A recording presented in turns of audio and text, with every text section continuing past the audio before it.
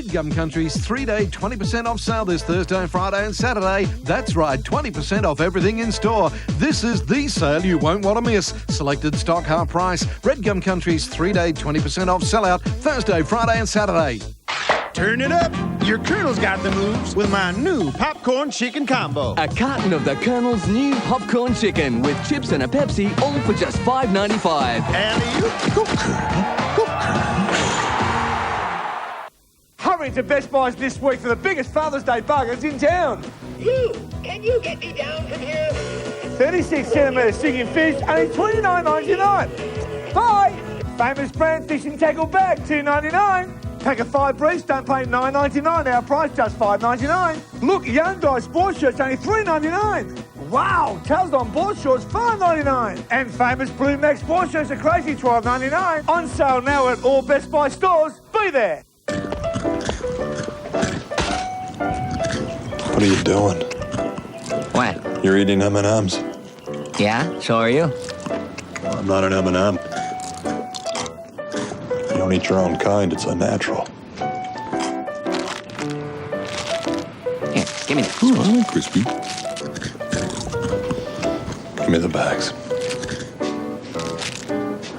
Oh, that's just disturbing. Where's the best value for Father's Day? True Value Hardware. And where can you find the latest NRG 184mm circular saw for only $79? True Value Hardware. And where can you find a Bosch 19-piece drill set with metal case for only $18.70? True Value Hardware. And where can you find the handy Nilex triple cooler pack for just $70.70? You guessed it. At True Value Hardware, that's where you still get service. At True Value Hardware, that's where. The Western Border Soccer Association is proud to host the South Australian Country Junior Soccer Championships at the Blue Lake Sports Park on September 2nd and 3rd. Show your support. Come and see the top South Australian Country Junior Soccer players in action. Proudly supported by Win Television. Hurry, Hyundai Elantra is running out with a big 1.8-litre engine, air, CD, power everything and free on-road costs. All from $19,528 drive away. No more to pay. Hyundai. Take another look.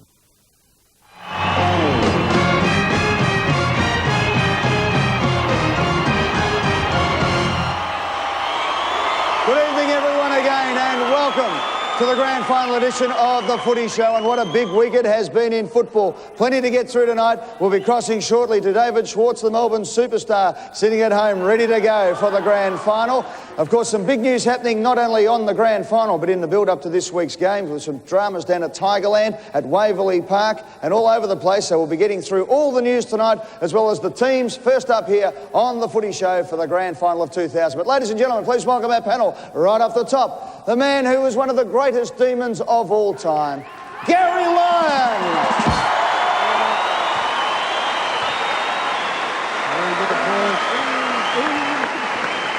From the Hawthorn Football Club, last year's Brownlow medalist, their captain, Shane Crawford. Wait for it. And for the first time in season 2000, appearing sober on the Footy Show. No wheel tonight. He's as silly as a wheel, though. Please welcome Geelong superstar, Billy Brownless.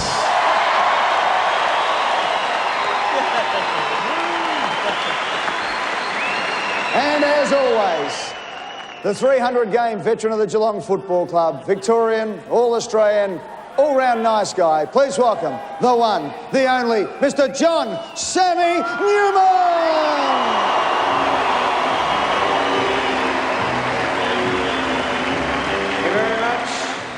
Thank you very much, Ed. What a great week it is, isn't it? We've had the Brownlow on Monday. Now, you had a very big night on Monday night.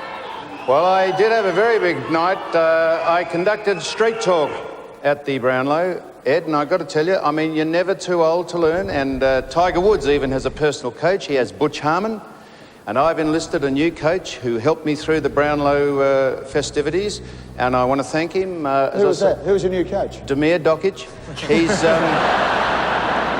He came on board for that very, very prestigious gig, and we'll be showing that later, and it's been sensational. Yes, it's something to look forward to. Sam Newman at the Brownlow Medal doing Street Talk. The best of Street Talk, all that and plenty more to come. But now, ladies and gentlemen, please welcome the man behind the bar, Trevor Marmalade. G'day, Trev. Hey, Trev. Hi, Gordon. Hey,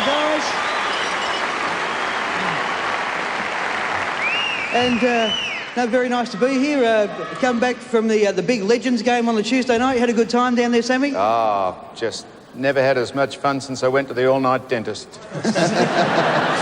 And they've actually renamed it in your honour now. It's now called Eggshell Stadium.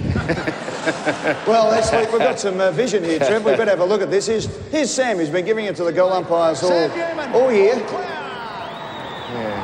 How hard is it to goal umpire it? Seriously. Didn't happen parallel, you'll notice there. Yes. That's a very important part of it. And that's just checking to see. Yep. That was just checking to see if it was over. I'm really ticked off at that. Never had him jumping over the camera cable yet. Watch this now. What? That. Yeah, that was either a very big egg or a small football. And there's just telling Peter Cameron. Have a look at this bozo, pinches my hat. And good to see you didn't take it personally. No, I didn't take it personally yet. I bent him over the top rail of that boundary there. I got him, there he is. Bent him over.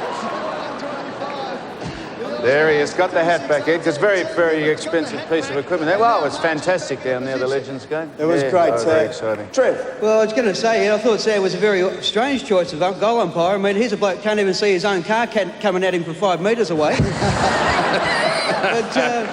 But it wasn't the only sensation on the night. Billy slipped over in the shower after the game, triggered an earthquake right across the peninsula.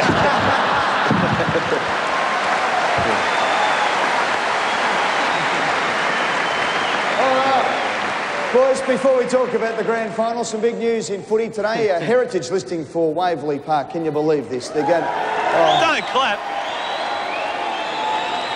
That's... All those people clapping expect the prices to go up on everything as the AFL are going into debt this year, and with the knowledge that they were going to sell Waverley Park and distribute the money to grassroots football and to all the AFL clubs.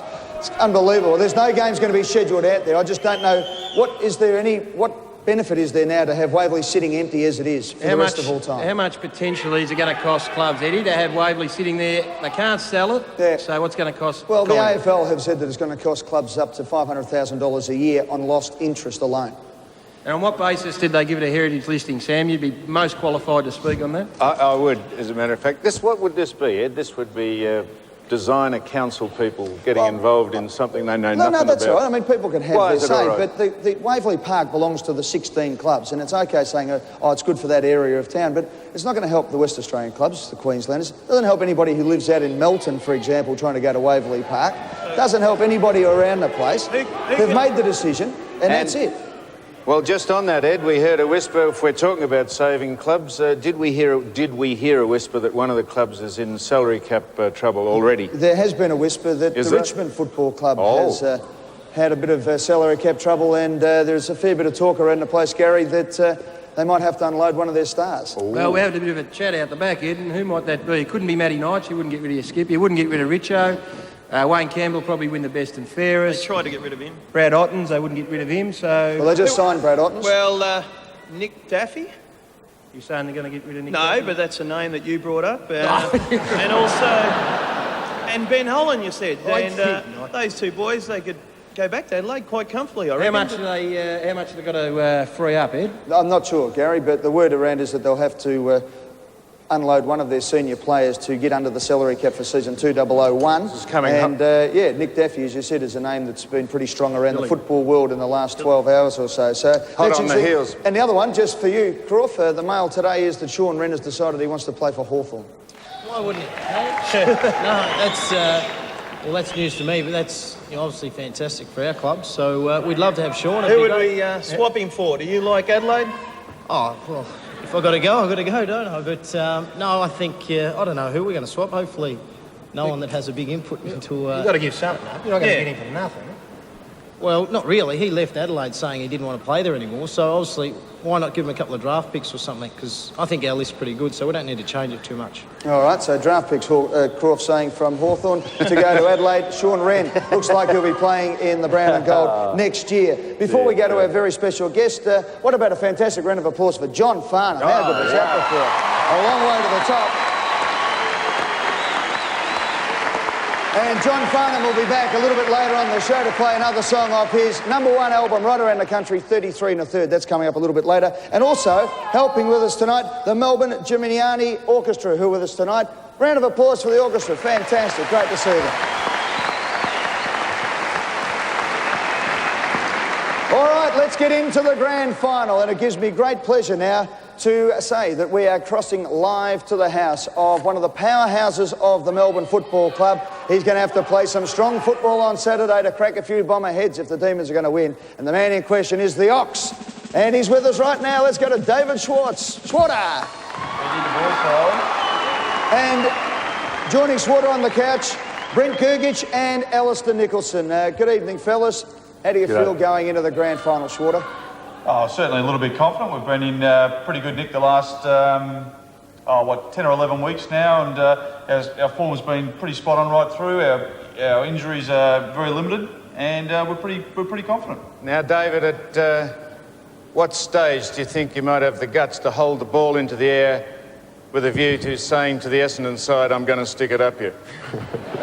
Just when I'm running into goal, Sam, whether that's the first minute or the last minute, that just may occur.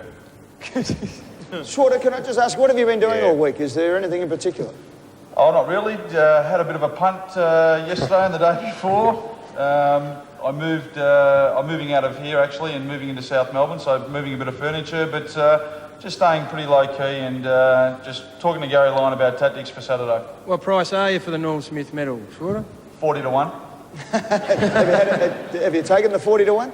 I can't bet on the footy, but I'm sure Mum has put a couple of dollars on. Good stuff. Well, Brent Gergich is alongside you. Brent, congratulations on being in the side. We'll announce the side in a few moments' time, but you're there. It must be a tremendous thrill.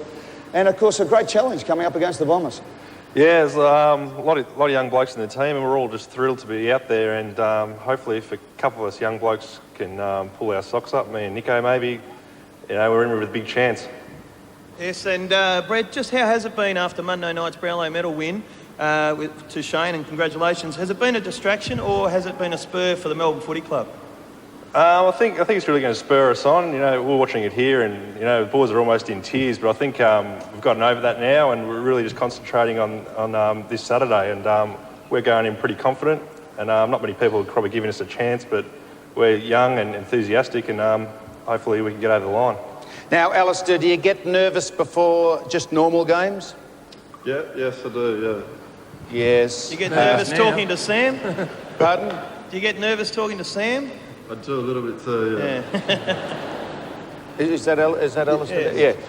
Thank you, Alistair. And what about the big one, son? When do you think you'll be able to realise that it's actually happening? Yeah, it's a bit unreal at the moment, but it's great Wowie winning on Monday, and it's been a really good week. A lot of people down at training tonight, so we're just enjoying the moment and looking forward to Saturday. Let's cut the crap, mate. What great strength do you think you can take into the game that might bamboozle the Dons? We're underdogs, and we're just going to go out and play to our best, and everyone thinks they're favourites. You personally? Me personally? What's your greatest weapon? What's my greatest weapon? Defensive skills. That's right, yeah. And Alistair was playing for Sandringham in the VFL halfway through the year, Sam, so he's improved and come a long way in a short period of time. Jeez, has he ever? And you didn't even know he was. David, what about yourself? You say it's just another game, but the reality is it's not just another game, and you're a big occasion player and you love the stage. Are you gearing yourself up to do something different when you get out there, or is it just business as usual? No, probably unlike last week. I'll try and get a kick and just play pretty consistent footy.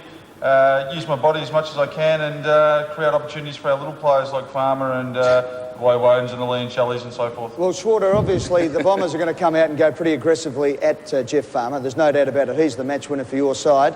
Yep. If Johnson goes down to pick him up, are you the man who's going to go and give the Irish whip and test that shoulder out? No, look, I think Jeff can handle himself quite well, as most of the Aboriginal boys can. They're very hard to catch, and Jeff's no exception there. He's pretty quick, and Jono will have to be on his game to really keep up with Jeff, even if he does line up on him. So, look, Wizard can handle himself. He gets pressure every week. He always gets a good backman, so it'll be nothing different for him. Now, Brent, Alistair doesn't think he's taking a hell of a lot into the game. Will you be taking something in that you could hang your hat on? I'm just keeping it low key, really just aiming to get a couple of kicks and maybe winning the Norm Smith medal, but other than that, I'm not sure. It's not looking good. No one's taking any weapons in it. No, nothing at all. Well, Gary, Schwarter was saying you've been talking tactics to him all week. What are the tactics? Oh, look, I don't think they need to do a lot different, Ed. They've won 10 of the last 11 games. They're in as good a form as they've been in all year. They're fit, they're well rested, they're confident, and they're really a very close-knit team, and they're up against one of the best teams going around, and they'll need all of that. They've got a distraction to get over tomorrow, of course, the parade, the grand final parade, but, gee, they've been really good all through the week.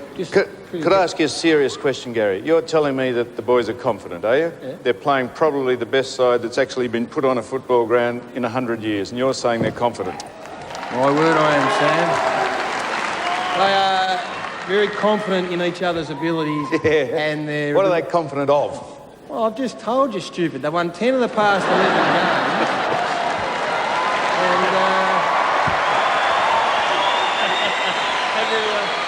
And have you done much homework on Essendon itself, the side, or you just concentrated on Melbourne, Gazza? No, Billy, I reckon the whole coaching staff has spent a lot of time on Essendon, and you'll get the opportunity through the finals to have a good look at them, and you don't want to look at them too hard because it could scare you, to be honest.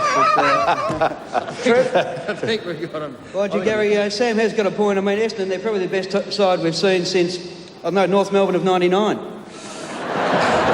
Good point, Chris. Good point. Very good point. That's going to be exciting, Ed. On that note, boys, thanks very much for joining us all there. Alistair Nicholson, Brent Gergich, and the Ox is in there too. Good luck, mate. Good luck to the Melbourne side. Thanks for joining us on the Footy Show. As we go to the break, let's have a look at some of the funnier moments of the Footy Show season 2000.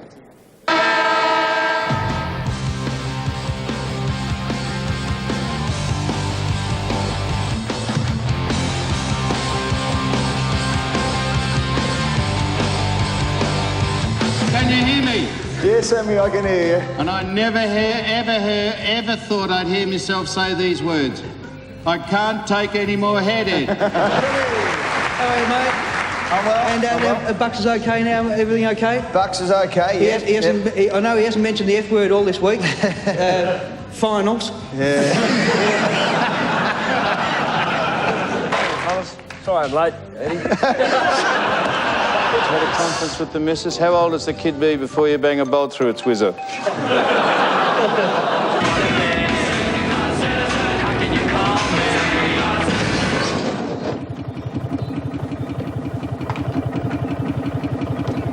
Sorry, mate. Thanks, Ed. I'd better give him back to his mum. Okay. And...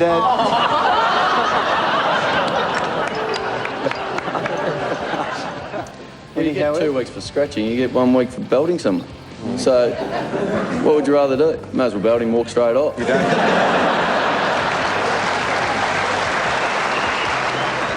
Sam, I've never felt like this before, but...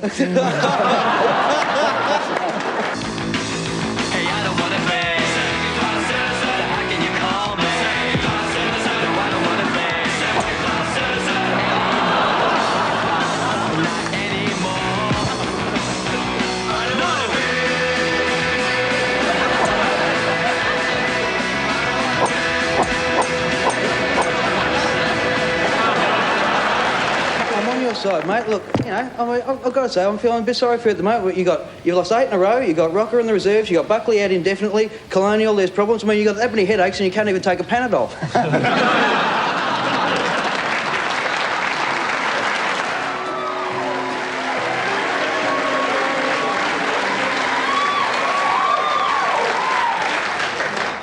What a 5 weeks, Ed.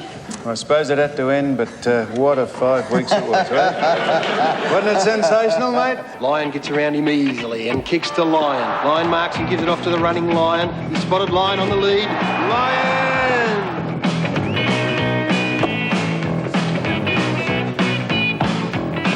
Why do you retire? That's why, loser.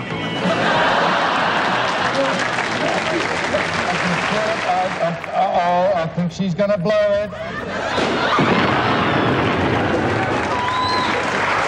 Hey, Vince! I don't know what to say. Mate, all right? You better sit down. It's caught fire. Right, has it caught fire? What are you doing? It's caught fire.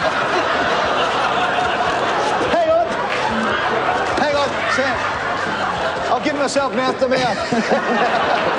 No, I'd sooner go with you and Eddie. Oh, hello. Oh, I'm a nurse. We're actually quite happy to Could you mention that down at the Anglesey Caravan Park? If it's rocking, don't bother knocking. You one night, Sammy and Eddie the next night.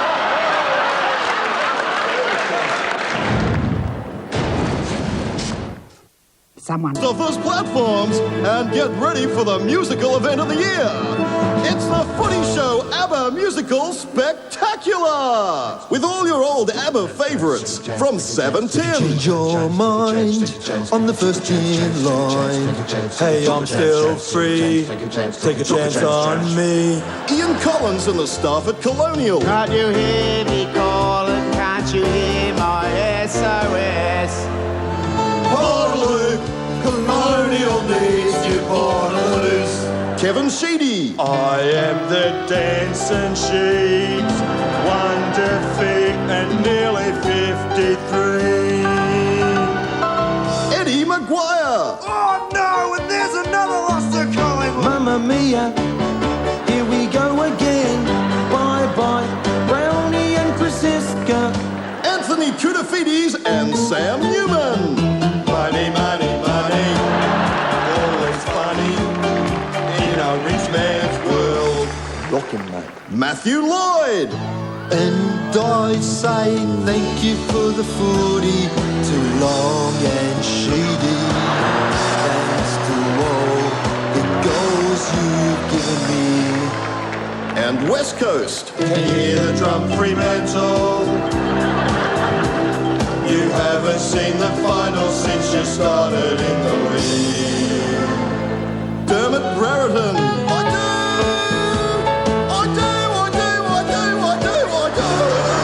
Chorus of AFL players and umpires. We've been cheated by you since we don't know when. And our very special guest, Shane Wong. Ring, ring, why don't you give me a call? The Footy Show ABBA Musical Spectacular. Coming soon to a theatre nowhere near you. I hope the premiere's not on a Saturday. Welcome back to the Footy Show, and well done to Andrew Fife, who did our cartoons all through the year. What about that, ladies and gentlemen? Andrew Fife, put your hands together. Go on, Fife. Great job. And now, as always, it's time for Sam's mailbag. Now, Ed, we must thank... We had hundreds and thousands of letters. I know people don't believe that, but we do. And the computer has been a tremendous bonus to the illiterate and the dyslexic, Ed, because if they can just let their head fall on the keys, sometimes they can actually type out a few words and they send it into us. So that's increased the mail that we've had this year. They just go boom like that. And suddenly... Now, this is not from the 9MSN, but I want you to have a look at this. Now, look, talk about someone who's humble and shy and introverted and is just a lovely boy. Now, see, this is a card we had sent in. We'll just get it. That's a card. Look, lovely, little lighthouse there. And this says... Boring. It's boring, Ed. No. No, they'll love this. To everyone at the Footy Show, just a short note to thank you for the memorabilia you presented me with on the show in recognition of my 100th goal. Thanks for making this milestone so memorable. I really appreciate it. Thanks again, Matthew Lloyd.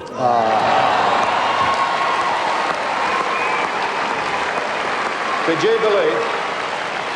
you believe the star goal kicker would sit down and write a card to us and thank us for that? Isn't that fantastic? He's a lovely man. He is a lovely boy. Now, you'll love this. Now, you won't see this because he'll be hosting his show tonight, Dermot. So No, tomorrow night, mate. No, Thursday they do their show. No, they're on tomorrow night. The game? They're on tomorrow night. Oh, Pete. Oh, jeez. Anyhow, well, if he's watching, he's a great friend of ours, Dermot. This is from John Diddley Luchig, or whatever his name is. Just like to congratulate Dermot Brereton on smashing his personal best. His article in yesterday's Age recorded a superb 67 I's and 3 my's. In addition, Ed, an I appeared in the title of the article, so that must surely be worth extra points. Again, well done, Dermy. Your solid pre-season has worked wonders. Here at our office, the sweep will jackpot because, given it was a grand final week, the lowest bidder was 85 I's, we all being aware that Dermot's love affair reaches new levels during this period. Well, isn't that fantastic? 63 I's, and you sure he's not on tonight? No, tomorrow night. Why is he on tomorrow night? I don't know. They're on tomorrow night. Sam, Get on with it. I think he'll punch you in the head after that. We're paying tribute to him.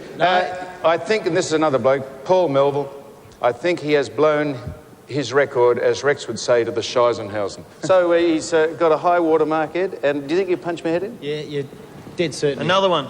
Another one. Oh, well, I'm used to it. Big trouble. Now, well, it was in there, and we think that is just, that's a new Plimsoll line. Is that it? I think that's it, Ed. The Plimsoll line, that was actually one of the questions on Who Wants to Be a Millionaire last Monday. As a matter of fact, why didn't you ask me don't forget, questions like that? 8:30, Monday night. Dr. Jim going for the $1 million. Why didn't you ask me questions like that? Oh, well, we'll find one for you next time. Have you got any more letters? No, we haven't got any more letters, Ed. All right, We just well then, thought we'd like to thank everyone for sending in. Let's move on then and talk about the Brownlow medal and what a sensational win it was, too, for Melbourne's Shane Woden. Shane winning with 24 votes from Scott West on 22, Andrew McLeod 20, Anthony Koutafidis on 19, Nathan Buckley and Brett Ratton both on 18 votes. Let's have a look at the closing stages here from Monday night's Channel 7 Brownlow medal coverage. Melbourne, S.Y. Woden. Melbourne, A, 3 votes, and therefore I have much pleasure in declaring Shane Woden is the winner of the 2000 Brownlow medal. And Gary, that was just fantastic. There we're seeing... Shane, how did you feel at this stage? Why was it in your pocket? Why was it in your pocket? Because I was told to put it in my pocket. What do you think? I'm going to walk out there and think, oh, I'll chuck it in my pocket? No, what did you say to Shane as you're about to put it on his head? I said, oh, I wish it was me. No, I just said, well done. He's had a fantastic year and, I just said to him, enjoy the moment. It's great. You've got to get a kick in order for it to be you. Yeah, I know that, Sam. Trevor? Well, look, and he's a clean living boy.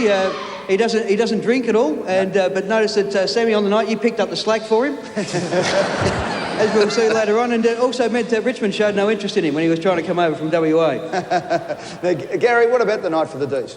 Oh, it was an unbelievable night. I think it was a bit of a shock at the end.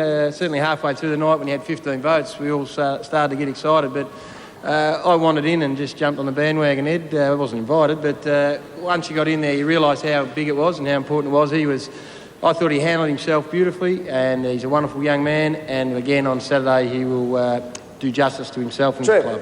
I thought in the count, Leon Selly and Caracella both polled very well.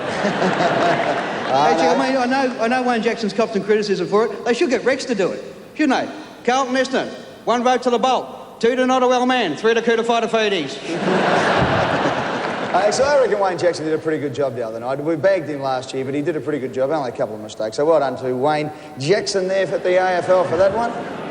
I'm trying to get a bit more compensation for the Meggies at the moment. Well done to Wayne Jackson there. Now, you might have seen there when we showed Shane celebrating with his girlfriend, some people might not be aware that it's not only Shane who's the talented person as part of that relationship. Have a look at this.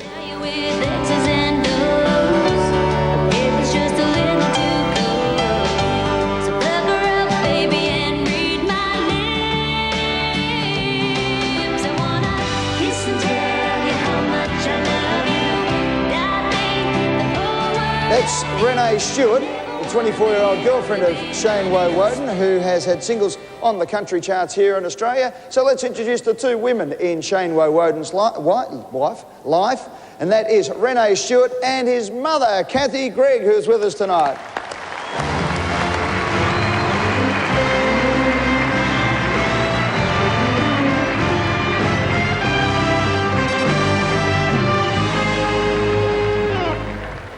Take a seat there, Kathy. Right. Thank you. Right. Pull yourself in, yep. Hello, Renee. Wonderful to have you along. How has the young fellow been the last couple of days? And the relationship must be just flourishing. He's been... No, he's been great. He's been resting all this week, getting ready for the game, and he's been fantastic this week. And don't you think it's fantastic that Mum's done the right thing? She's put herself between Sam and the hard ball get straight away. Thank you, Ed. Tipping you'll be resting easier now, Sam. What's that, You'll Gary? be resting easier now. Yeah, I'd just go easy if I was you, Gary. I'm prepared to overlook the fact you call me stupid, but that's about it. Now, Kathy, did you, Nathan Buckley's dear old dad, I think, and Mum, try to calculate how he was going during the year? Did you keep a tab on young Shane? How the votes were going throughout the season? Not at all. No. I didn't even think about it. No. Until Sunday of this week, I hadn't even given it a thought. Trevor, what do you think? Really? Well, Sammy's mentioned Nathan Buckley. We were sitting at the count there, and when Nathan Buckley actually hit the front in the count, his girlfriend went to congratulate him and kissed the back of Ed's head.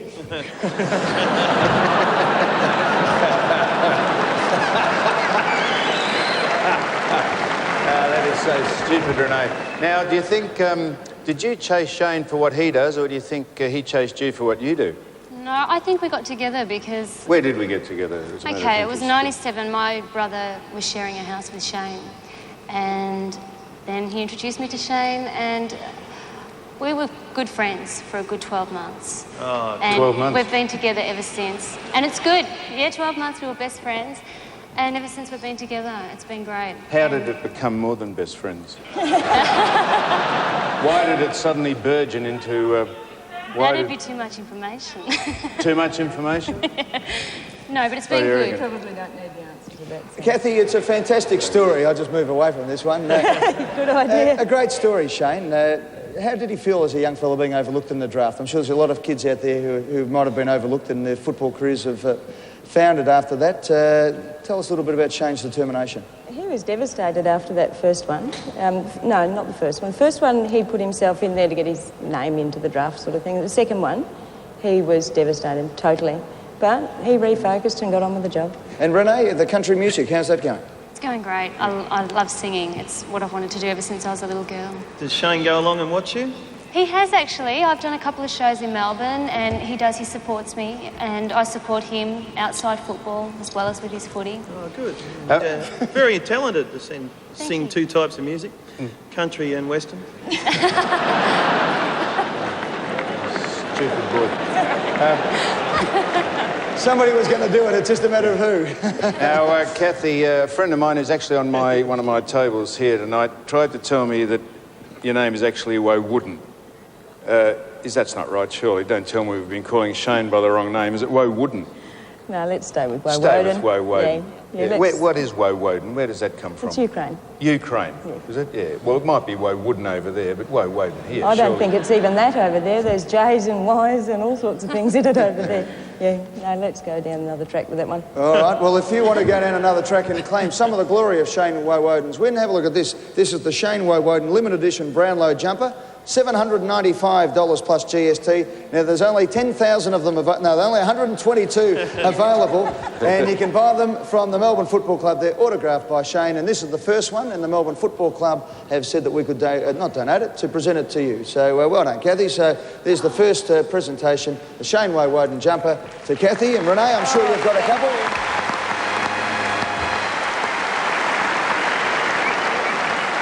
Croft? Just a question to Kathy. Obviously it's a fantastic moment, for Shane and also the family. Surely there's some bad habits that, everyone's saying he's a perfect, person, which happened to me last year when I won, but surely there's some bad habits that you can let us in on, surely? He bites his fingernails, doesn't he? I'm not going to tell you his bad habits. Because I reckon you've got some and you're not going to tell me yours, so we're not... No, I'll tell you everything. Ask Rene. No, yeah. Renee? Who? Rene. Has he got any bad habits? Rene. He can't sing. No, he can. No. You're Renee, thinking of marrying the boy, Renee, just as a matter of interest, or has that been discussed? No, we'd like to stick together because we want to keep each other very level-headed. and we both understand each other's career paths, and I think that's great. Marriage might ruin that, you reckon? No, I don't think it would. I think it'd be wonderful. Kathy, how often are you able to get over, Kathy, and see Shane play? Oh, we get over 3 or 4 times a year. Yeah, it's good. And you're going on Saturday, obviously, the big game? I reckon, Ed. I reckon there's probably a fair chance she's sneaking along. Yeah. And Eddie, one of Shane's ambitions was to, I think, run in the 100 metres at the Olympics, and obviously he's not going to do that just at the minute, but LG are going to take him up, I believe, to Sydney to the 100-metre final as a gesture. So what a fantastic gesture that is. Oh, good on From LG Electronics. LG, is it?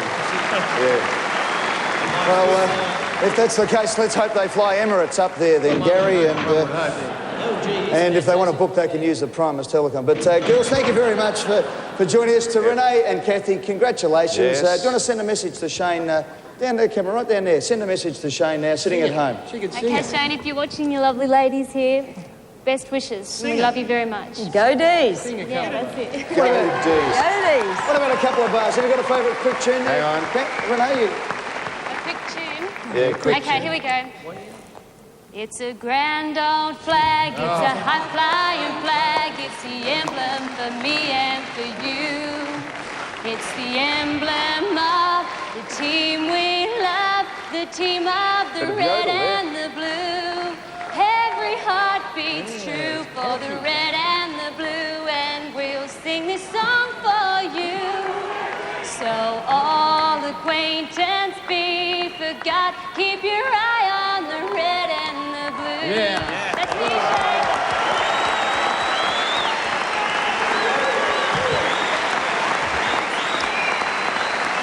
Thanks, Renee. Thanks, Kelly. Before we go to the break, Trev. Well, we just heard the rendition there. Of course, we know the Essendon boys aren't going to sing their song until after they win a premiership. Yeah, well, if only we could get the same sort of commitment out of Bardo. Good old... Now, as we go to the break, ladies and gentlemen, let's have a look back on some of the best of Sam Newman out and about on Street Talk. The following segment contains sexual references, adult themes, some coarse language and violence, but only when Sam begged for it.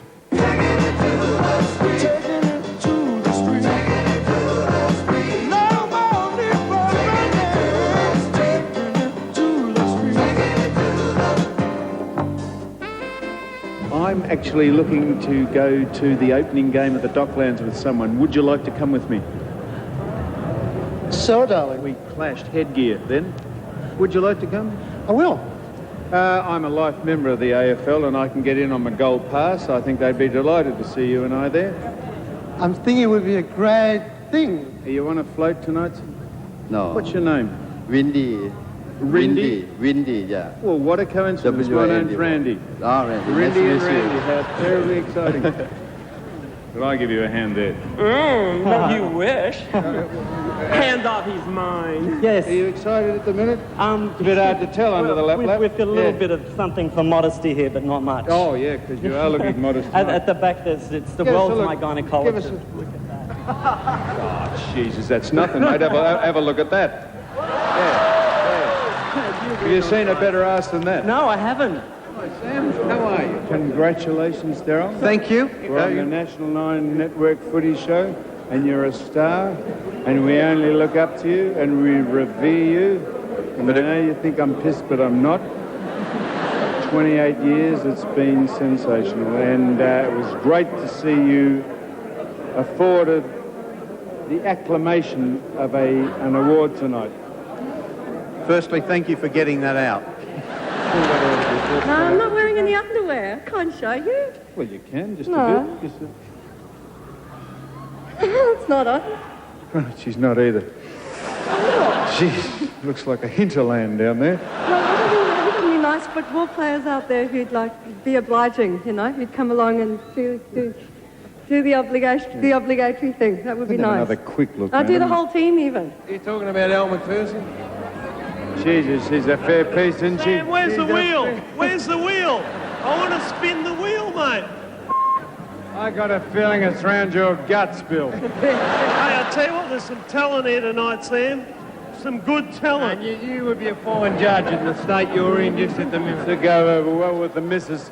You managed to cut anyone from the herd, Bill? I'll tell you what, L is a chance tonight. I'm just going to put a bit... Al wouldn't vomit on you. Hello. So, what would you possibly be begging forgiveness for? Phone call, someone rang me up yesterday. You told him to go and get nicked or something? No. I let him imagine Monica Lewinsky was there. Under his desk. Oh. Could I leave my number with you? Yeah, you must have been nice and ticked off that the Sydney Footy Show won the award. Oh, Sam, we're magnanimous in defeat. You know the way I take those things. Where's the wheel? You got the wheel? Where's the wheel? He's as silly as a bloody wheel. I wish he was that quick when we crossed to him. Tell me this, have we had any joy by watching the Swans of late? Don't watch the AFL much. I think I've got that roundabout where the noise is coming Yeah, from. well, the mouth is there. Yeah, sorry. Trev, I thought you were a Monty to win the best comedy routine out of Paraguay. And you Where's never... the wheel? You got the wheel, Sam? Now, Anthony Koutafidis, $5 million for 5 years. What do you reckon? $5 million for 5 years is a lot of money. No. Thank you for stating the bleeding obvious, sir. I'm just trying to be polite, Sam. Well, no, go on, cut up rough a bit. Don't be polite. Let yourself go. $5 million? I'm worth $5 million.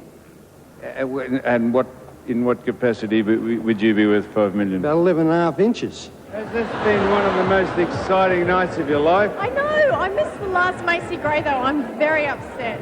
I got locked out the door. Where's the wheel? Get the wheel. I'll spin it. That is a bloke from a shouldered workshop that we have on our show. And we're doing a bit for community aid. I must have Tuck it in. Tuck it in. Is it in? There's no socks there. I won't. No, please, look. No, please. Oh, wow. Sensational day this has been. Would you know by any chance who the first president of the United States was? You must be joking. George Washington. Oh, these days. I'm too good, eh? You see? Yeah. Who are you, anyway? I'm an idiot. We all are, aren't we?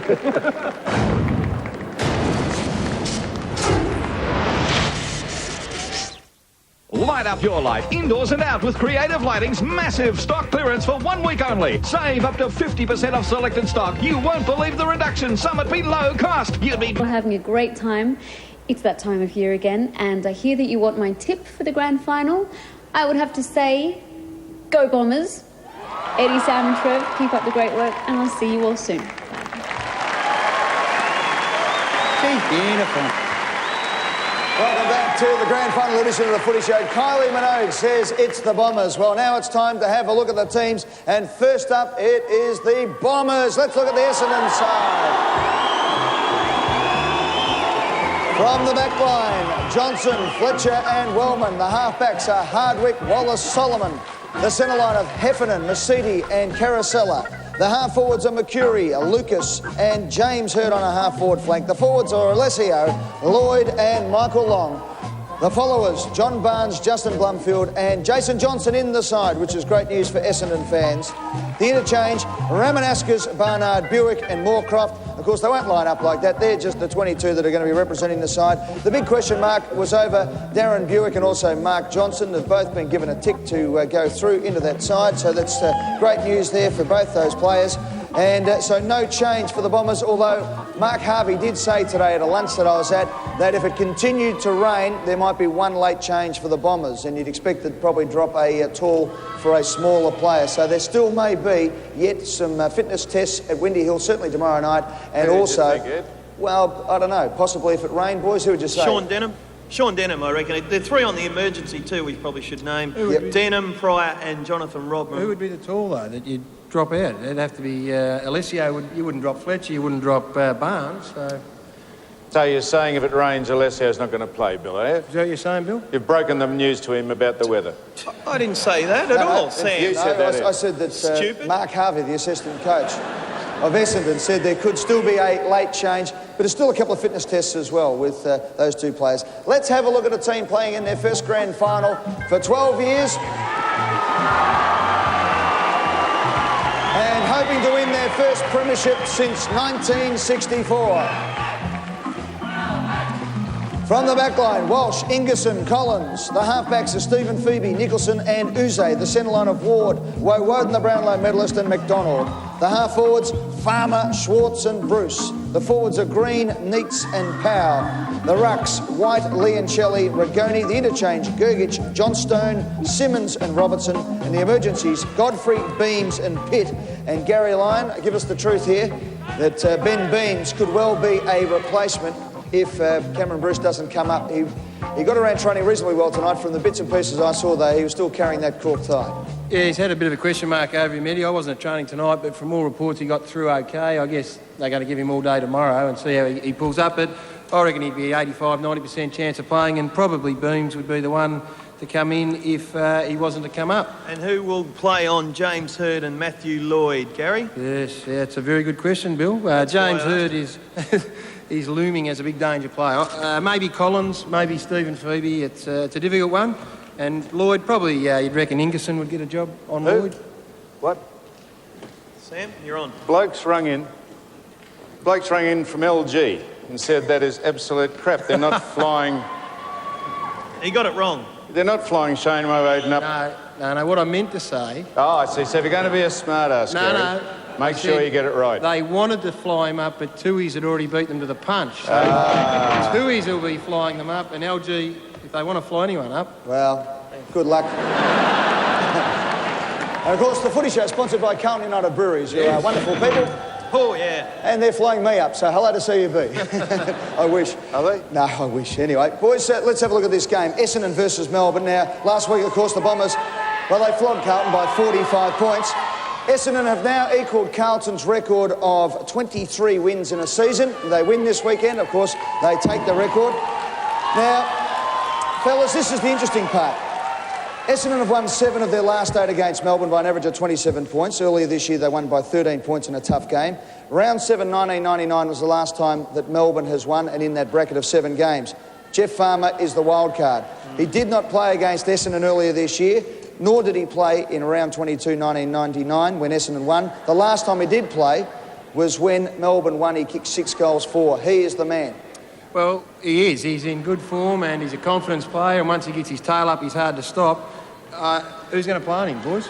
Well, it'd be Hardwick, but maybe Hardwick won't go that far back, so it might be Mark Johnson. But he's got a fire for him to win, so it's a lot of pressure on Farmer. Could Dean Solomon play on Farmer, you think? No. Croft? Possibly. He's very attacking. I'd probably go Mark Johnson, but I think what you'll see is David Schwartz actually getting into Mark Johnson and trying to rough it up and trying to get his shoulder offside.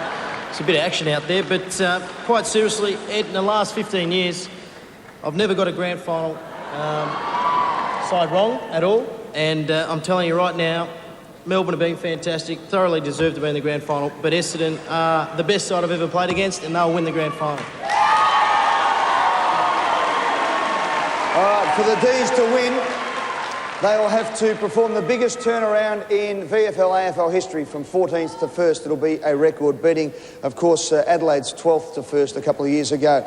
How do you beat the Bombers? Well, we decided to get our Sunday Footy Show expert Robert Walls to take us through exactly what Neil Danaher will be saying to the Melbourne boys to try and get their first win since 1964. Melbourne can beat the Bombers in the grand final, and one of the things they have to do is when the ball goes out of bounds across half forward, Neitz and Schwartz have to go to those ruck contests, and because they're so much bigger and stronger than their opponents like Wellman and Fletcher, they should be able to get their hand on the ball first. We saw this last week when the Demons were able to do that against the Kangaroos. So at boundary throw-ins across half forward, Neitz and Schwartz can create goals for the Melbourne half forwards. It's here from the goal square at the MCG that Jeff Farmer could certainly win the game for the Demons. He could be their match winner, and if he starts to hit some hot form, they will give him the goal square. They will get all the other Demon players outside the 50. Farmer will be in the goal square to put pressure on his opponent. Who his opponent will be? Well, it could be Mark Johnson, could be Damien Hardwick. There's no doubt whoever it is, they will certainly get stuck into Farmer. They'll try to suck him in, try to take his concentration away. If there's any rough stuff to be dished out, it's up to Neitz and Schwartz to test Johnson's shoulder. Carlton did it last week. Johnson was off the ground very early. So don't let Farmer do that. He's too good. He's too brilliant. Let the big fellas do the heavy work. Well, it's here at the centre bounce at the MCG that so much will dictate who wins this game. I think Jeff White, the Melbourne ruckman, is the best ruckman in the game. He'll be up against John Barnes. He's bigger than Barnes. He needs to get his hand to the footy, get Barnes in the guts with the knee, work him over physically, and then at ground level, let players like Rigoni, Leon Chally, Uze, Woden, let them push the ball quick into the Melbourne forward line. Melbourne's no-name defence, they really have to play well on Saturday to give the Demons a chance to win. One of their key players in the back half is Anthony Ingerson. Ingerson, I think, will play on Scott Lucas. Now, Lucas is one of those forwards for the Bombers who just covers enormous ground. Ingerson's job will be to go with the dangerous Lucas every step of the way. No matter where he goes, he can't be more than a metre away. If Ingerson's in front, he's got to go for his marks because he's a good mark. But if he's behind, no doubt about it, it's just got to be a strong fist at the footy. From the 50-metre line, kicking goals will be no problem for Demon skipper David Neitz. He's a thumping long kick, and the big fella should start at full forward and be prepared to lead well out, even outside the 50, because he's one of those rare players who can kick uplifting goals from 60 metres or beyond. Ladies and gentlemen, Robert Walls, what a fantastic look at the game. Now that's Robert looking to see how you beat Essendon. Croft, Essendon's midfield has just been dominant this year. How hard is it to try and beat them? But where do you see Essendon winning this game? You tipped them before. Yeah, definitely there. I think one of the hardest things that sides have found this year is when they have a big rotation. It's not just 1, 2 or 3 players, it's 5, 6, and they can have the James Hirds and Mark Mercury's come on and have a big input into the midfield as well as down forward. So it's very hard to match them up, and Melbourne, you know, are going to really find their work cut out for them. But mate, they've done fantastic to get where they have, and you just never know on the day, I suppose. Sammy, what about Johnny Barnes? How do you rate him as a ruckman, and how important is he to the Bombers? Well, he is just a fantastic ruckman and been great this year. Technically, see, technically, Gary, no good jumping up and trying to get a hit out. You've got to be technically good, and that's what those two boys for the respective sides, Jeff White and John Barnes, are very good at getting in and almost putting their opponent out of the contest before they get to it by jumping early. But they're two of the few that know actually how to do that. You see a lot of people grappling with it, but not too many know how to do it. But we don't wish this, of course, because we want a great contest. But I don't think I've ever seen a greater certainty in sport, ever. Maybe the only greater certainty was when Roland Roccacelli said to me a couple of years ago, "I've got something for you." But I don't think I've ever seen a greater certainty in sport. But that is not to say that your side, Gary, and see, this is where your credibility, we're going to have to put you on the line. No one in their right mind, logically, can tip Melbourne. No one. Because there's not one shred of logic associated with picking Melbourne. And you've got to be honest to yourself, let alone the public out there, that you're going to try and snow by coming up with some concocted, convoluted reason why your side will win. There's not a logical reason. Perhaps not, and we would go in as rank underdogs, yes. Rank underdogs, but I have enormous faith in the midfield running ability. Don't speak crap. No, they're in good form. Melbourne are in good form. I grant you that they're going to need some luck in running. Essendon probably need to play below their best. But they're capable. They are more than capable. Essendon have kicked over 100 points, I think, in 20 games yes, this I know. year. And have a look at the forward line. Like, it just scares you. Mercury, Lucas Hurd, Long, Lloyd, Alessio. You cannot man up on them. And that's without Carousella drifting down and Mercedes running But once through in your life, Gary. Alessio's the man. He's going to be the wild card. They've got a guy like Reminiscus on the interchange, and also, I don't know, but Moorcroft, like, it's never ending. It's going to be... But really once in your life, Gary, be honest. Come on, Gazza. I honestly believe that Melbourne can win Sam by 11 points. That is bullshit. You don't believe that? I do. No, you don't. I do. I honestly believe they can win the game. I honestly believe that. I've seen them play. I watch them closely. They are a very, very good footy side. They are. They're very good. They're That's all I'm very worried good. about. There is one other certainty on Saturday, Sam. Yes, one yes. certainty, even probably bigger certainty than Essendon. And that is at some stage... That you'll be the most popular man at the ground? I wish. No, that you will bag the following, who will be umpiring this weekend, and good luck to them all. Let's have a look at the grand final umpires. And the men in white, Hayden Kennedy, Darren Goldspink and Brett Allen. Yeah, Brett. And good to see Darren Goldspink survive the pasting he copped from David Parkin last week after the Carlton game. The emergency is Brian Sheehan. The goal umpires are Anthony Black and David Dixon. I thought he was a singer. The emergency goal umpires Colin Hood. The boundary umpires are Shane Jameson, Darren Wilson and Peter McDonald. And the emergency boundary umpire is Matthew Vittoriti. Good luck to the men in white. Let's hope they have no influence on the game whatsoever and that we have a wonderful game of football. One final chance, Gary, to salvage your reputation. One final chance. Sam. No one in this room's going for Melbourne. Yeah, we see it. You're a liar. There's one. No, he's not. No, look, I believe, honestly, in my heart, Sam, that they can win the game. Oh, you're making a mockery of it. All right, we'll come back in a few moments' time, ladies and gentlemen, with John Farnham, who's going to bring us his new single, Trying to Live My Life Without You. Coming up shortly, the player review, and we'll be talking to the presidents, Essendon's Graham McMahon and Melbourne's Joseph Gutnick. That's coming up next on The Footy Show.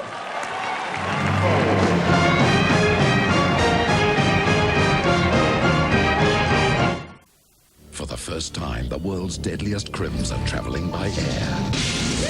What happened? They got the plane. Welcome to Con Air. Buckle up for TV's biggest blockbuster. Nicolas Cage, John Cusack, Con Air premieres Sunday. It's a great performance. A huge victory for Australia. Olympic medalist.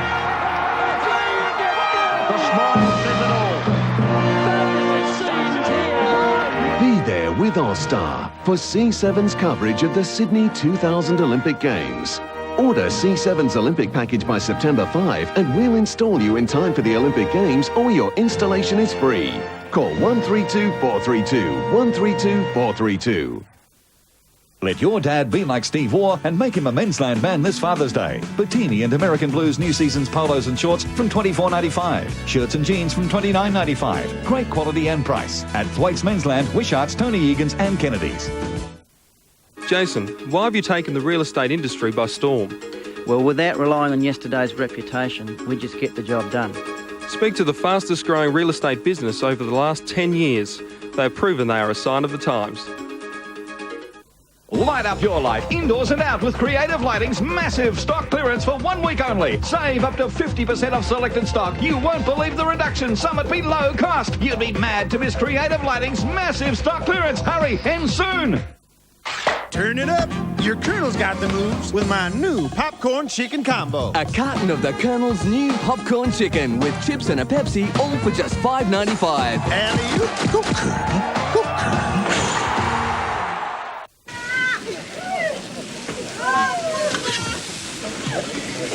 Hey, flip them over, mate. You're going to miss the footy. Arnott's Jacks. Enjoy them during the footy finals when unexpected friends just drop in. I used to do the books for my husband's carpentry business the hard way using one of these. So we got cash book software from Quicken. It's so easy. I found a better use for this. Easier than a manual cash book. You all shut up! The bridge has collapsed. Beer truck can't get through. You're bloody joking. Where you going, mate? Hang on, lads. Won't be long.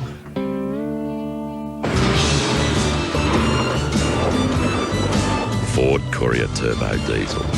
The most powerful turbo diesel in its class. Ford Trucks.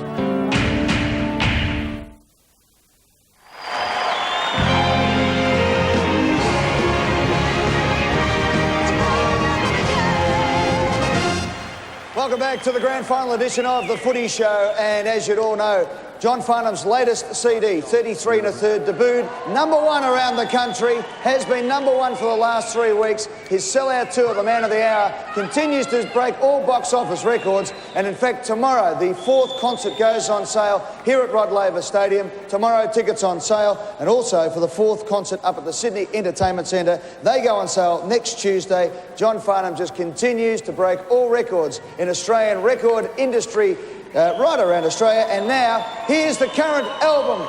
Here's the current single, in fact, off his album, Trying to Live My Life Without You, from the hit CD 33 1/3. Please welcome Mr. John Farnham.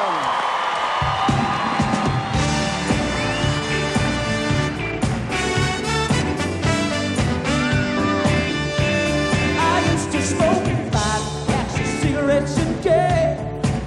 It was the hardest thing that put on my way. I drank 4 or 5 bottles of wine. I kept a glass in my hand all the time. Oh, breaking those habits was hard to do, but it's nothing compared to the changes that you put me through. I'm trying to live my life without you, girl.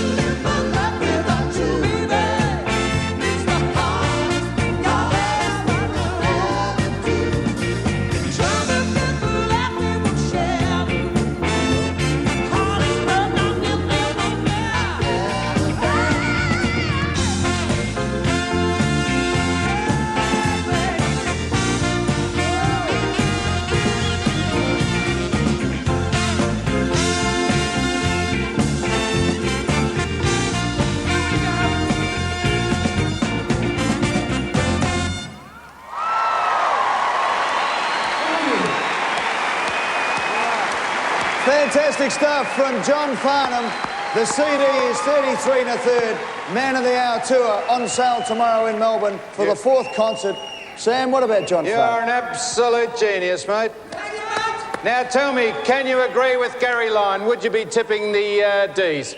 Well, I'd have to go with the favourite. I'm going to lose half the bloody audience. I'd have to go with the favourite. I think this is pull it off.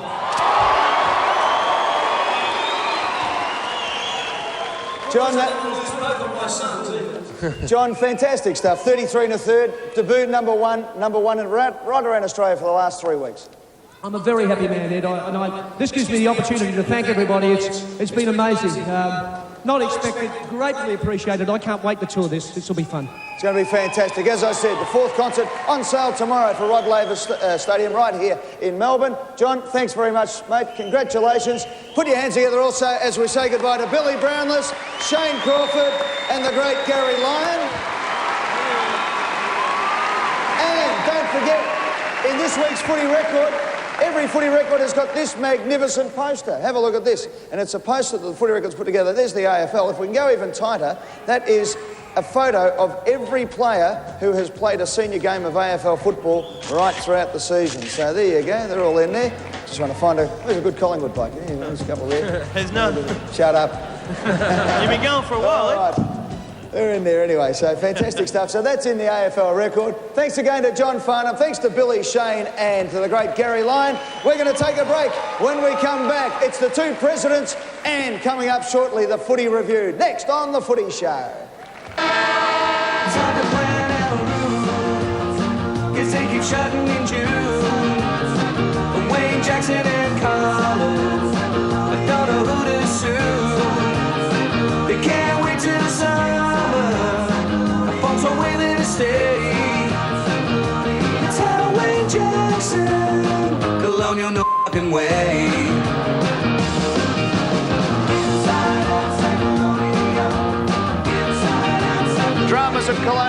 Dramas at Colonial, and dramas at Colonial this week in football. Now, Melbourne West Coast, what was the pong? Oh, Jesus. What was the... Someone had died in the queue. There was... Oh, it's unbelievable. there was a sewerage blockage at Colonial. Even the sewerage has to queue up. You said that there's nothing worse than being all oiled up and ready to go, and Crawford was nodding him. Nothing worse. Sorry, I've been bad. Oh, I've been really bad. To actually see how the surface is going. Actually, I'll get a bit of a run up because we're going to be able to. Actually, stay there, Sam. Still a bit lumpy around this area. Already tried it. Jacko denied it. But the good news is he took it well. Hey, Doglands, Friday night for charity. Bulldogs taking liberty. Oh, ho, ho, ho, ho. Hey, Doglands, every doggy has his day. Kick a goal and we all say, ho, ho, ho, ho, ho, ho. I mean, that section, that was the greasy section, I mean, that was different grass, wasn't Yeah, it? that was Kentucky bluegrass. Mate, it was so greasy, it was more like Kentucky Fried, I think. Yeah, that's right. Thank you very much. Yeah. That's enough.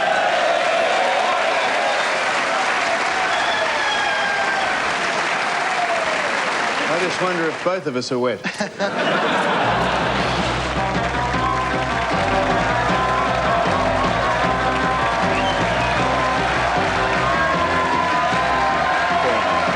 look like a Siamese cat with those eyes. Could you say, just, normal boys, can't bowl, can't field. Could you just, could you do that? Sam, before I left New Zealand, you were a dickhead, and you still are a dickhead. You want to have a fight here now? Yes, sir. Have you got a tattoo? Come on. Yes, sweat. Can you get it? Don't you start hitting young men like me. Careful of those stitches, Jack. Andrew, will you talk to the boys before the game or anything? No, I won't. No? Tim? I will, yeah, I'll talk to them.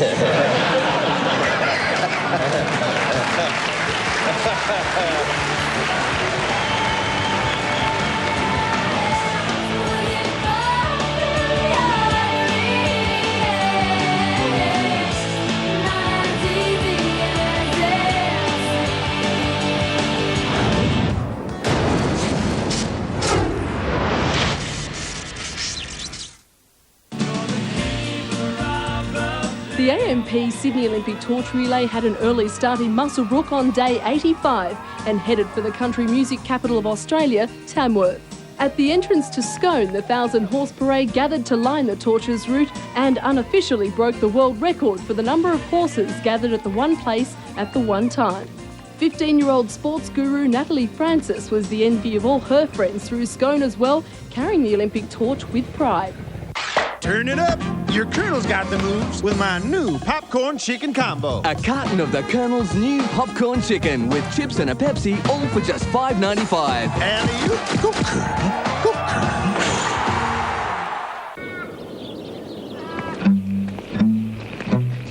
G'day, Ryan. G'day, Rog.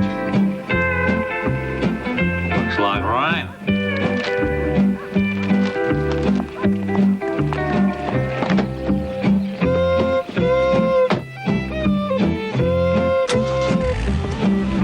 First time in Australia, the new 3-litre turbo diesel Patrol. Now with over 20% more power.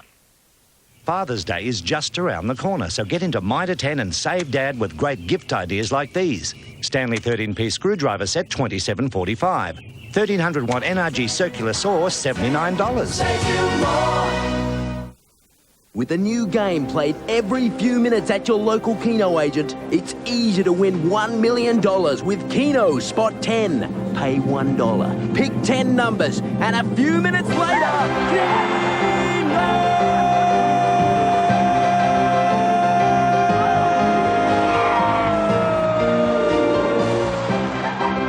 Remember, there's $1 million to be won every few minutes with Keno!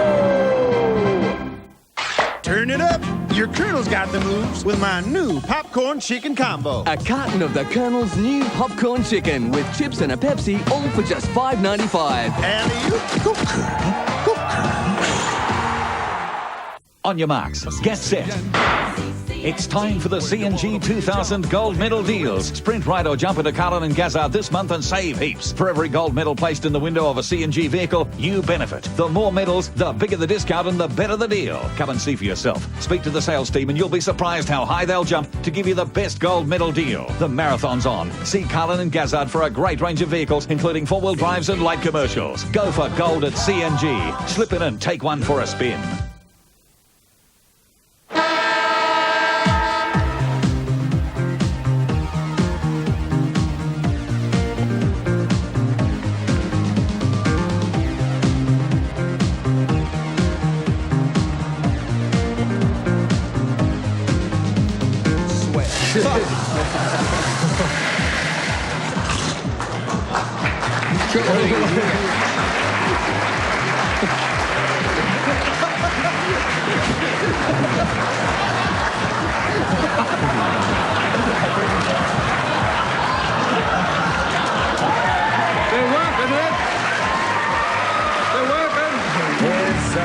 Song I wrote, it's been getting up everyone's goat. Don't worry, Ed.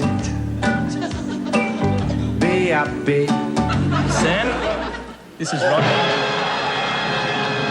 So I just want to make sure, Sam, that if you start up, she's coming your way and she's going to get hold of you. So. Go. Well,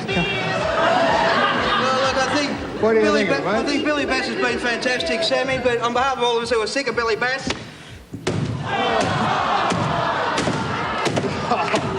this is good, Ed. Like a go?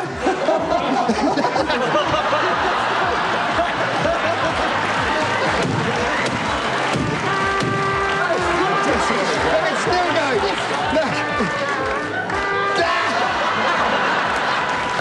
I think the Collingwood blooding the youngsters is a great thing. I've lost it, Ed.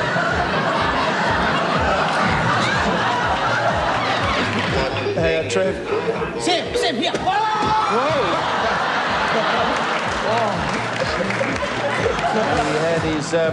He had his agates removed, and there's one of them in a jar there. That's one of them there. Look, I'll just show you that. Oh, no. That is one of his agates.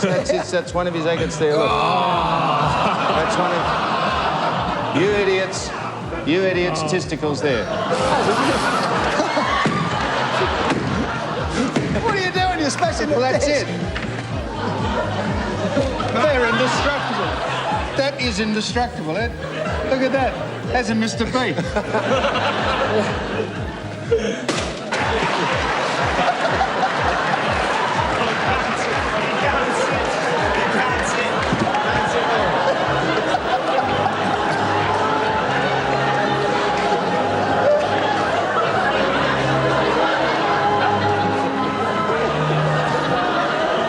me long to take Sam's spot, has It's fantastic, isn't it? Works every time, Rhonda. Yeah, exactly. We always knew it was going to be the snake that brings Sam undone too, didn't we? I was trying to get in, Ed. Not another rubber snake on the way, is it? No. You better open the door. No, I'm not opening nothing. No. The only thing I'll be open possibly will be my bowels in the next 3 minutes.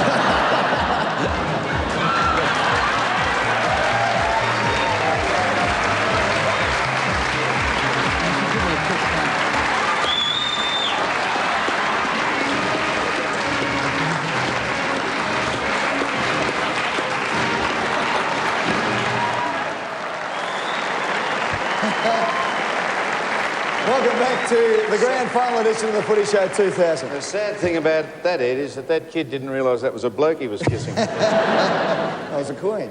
Yeah. All right, let's welcome our new panel. First of all, from Carlton, please welcome Glenn Manton.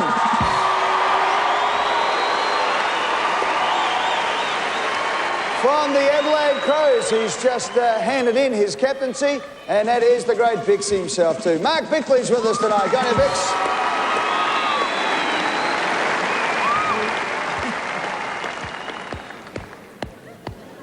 Go and do it, Ed. And I'll from... hold the table down. Go on. I'm holding it down. Go on. From the Collingwood Football Club, the captain, Nathan Buckley.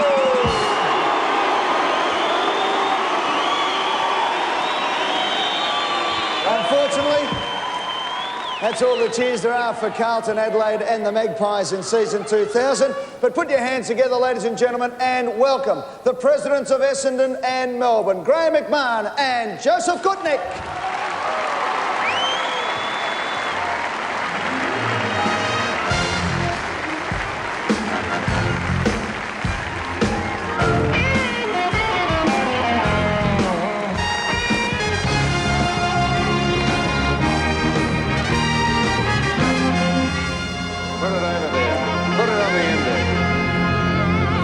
It was a battle to see who would let go first. Joseph, welcome aboard. Graham McMahon, welcome aboard. Thank you very much. Joseph, great to have you here because this is the biggest crowd you're unfortunately going to see for a little while. There's been a lot being talked about, Just getting in there, Ed. It's all been resolved, thank goodness. You'll be observing, naturally, your religious observances, but you must be really pounding tonight and tomorrow the magnificent parade through the streets of the town. You'll get a good feel for it, and then you just have to sit and wait, don't you? Oh, it's great for the Melbourne Football Club. Great time for everybody, and we're really enjoying it. Could I say to both of you, because I know that you weren't there when this happened, but this is great news for Richmond because your two sides have rorted the salary cap more than anyone. You've lost draft picks and you've been fined and you're playing in a grand final, so a lot of harm that's done you. Sam, we were the only two that didn't claim the moratorium. Everyone else broke the salary cap, but they just put their hand up for the moratorium. We just forgot. Well, it is a fantastic comeback. Well, not for your side. Could I just ask you this, Graham? Now, this is a serious question. Did you ever think of, in your tenure of office there, have you ever thought of sacking Kevin Sheedy? No. Yeah, the two before this year? No. Never ever discussed it? No. And is he signed up for how long? You've personally overseen a extension? He's got 2 more years after this. Uh-huh. And he deserves them. He's been a great coach. And if he happens to pull it off on Saturday, he'll have a wonderful record. Graham, he's been all that and more for the club. He's been fantastic. But for you guys, Graham, you took over a club that was divided at board level, that had the knives out for Sheeds, the salary cap dramas, everything else. It's been fantastic what you've been able to achieve. The Bombers at the moment, of course, flying the best season any team has ever had. The club financially is not only secure, but just burgeoning every day. You must be very proud of what you and your board and everybody, all the administrators and the team and the coaches and everybody to do with the Black and Reds have been able to do in the last couple of years. Oh, look, it's gratifying to know that the club is financially secure. And the most gratifying of all is it's stable. They're one single group of people and they're all pulling in the same direction. And no matter what you do in sport or anywhere else, if you've got divisions, it won't work. And Joseph, you couldn't even enjoy a bit of the fun by being in the grand final parade tomorrow? I'm going to enjoy it more than you, Sam. I'm going to be amongst the spectators and I'm going to be thrilled to see our boys going in that parade. Our boys what? Our boys who are young, spirited, determined and are going to be a challenge for the Essendon Football Club. Boys. Just wondering, Joe, you obviously joined Melbourne after the fact, but Hawthorn and Melbourne nearly merged, and Hawthorn had actually committed to it, and Melbourne stood up and said that... No, it was the other way. Other way around. Yeah, Melbourne committed, Hawthorn said no. Oh, there you go. If I may comment, that event that took place, and it's not really the appropriate time to talk it before a grand final, but there was thousands of Melbourne supporters who weren't allowed into that meeting, and if you would have taken a poll of all the Melbourne supporters at that time, it would have been by far a majority who wouldn't have wanted to merge. It wasn't to have a go at Melbourne, but I say you must be proud of where the club has come from since those days. Oh, it's a great moment for the Melbourne Football Club. We've had a great week.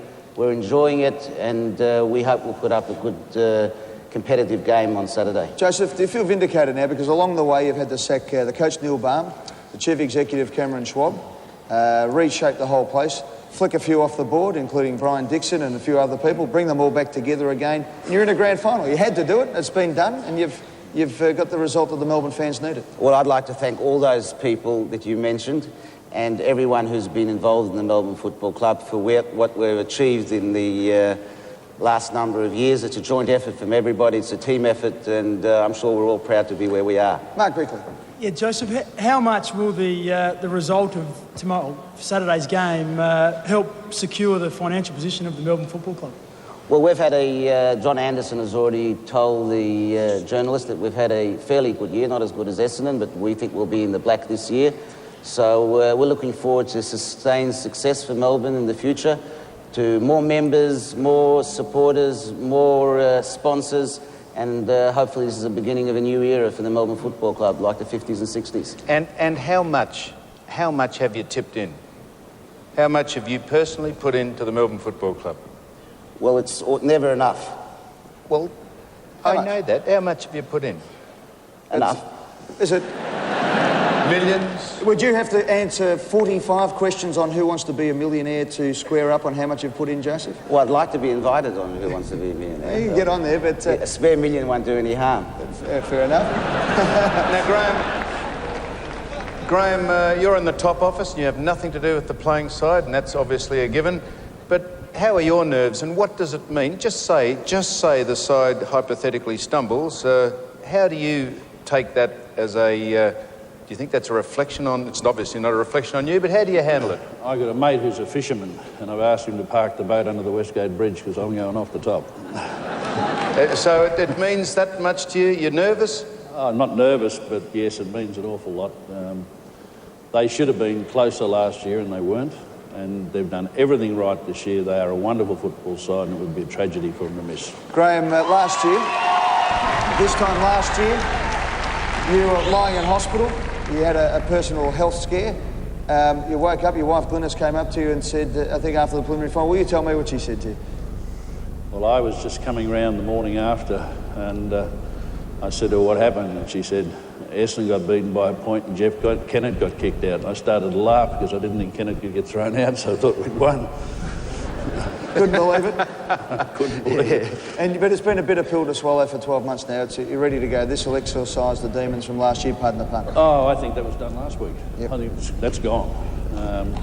We proved last week that was history, and we got another game this week.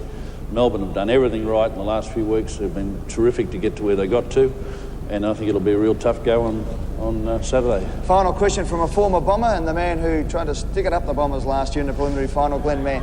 Well, I've just got a very simple question for Joseph.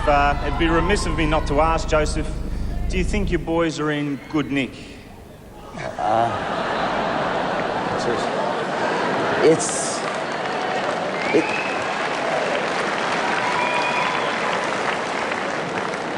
It's 36 years since our last premiership. It's going to be tough, but we're very hungry, the Melbourne Football Club, and we'll give it a good nick, as you say. I would have given you that question, Graham, but nothing rhymes with McMahon. Sorry. Fellas, thanks very much. It's going to be a wonderful. How much have you put in? Just what? Just a matter of interest. What? 3, 4, 5 million? It's about half your wages. And you're telling me that you're not going to be told the result as the game goes on. You're just going to wake up on Sunday and say, what happened? Saturday night. I never said that. Saturday night. I've always said there'll be Collingwood supporters letting me know what's going on during the day. That would be a real... And that's okay? Yep. It's all right to do that? Yep. So if somebody happened to have the Triple M radio outside in the street and it was on full blast and you just happened to be walking past the window, that's okay? Well, I wouldn't be listening to Sam because I've heard what he said tonight, so that would be one radio station we won't be listening to. All right. You might be listening to Rex. Well, but logic, you just...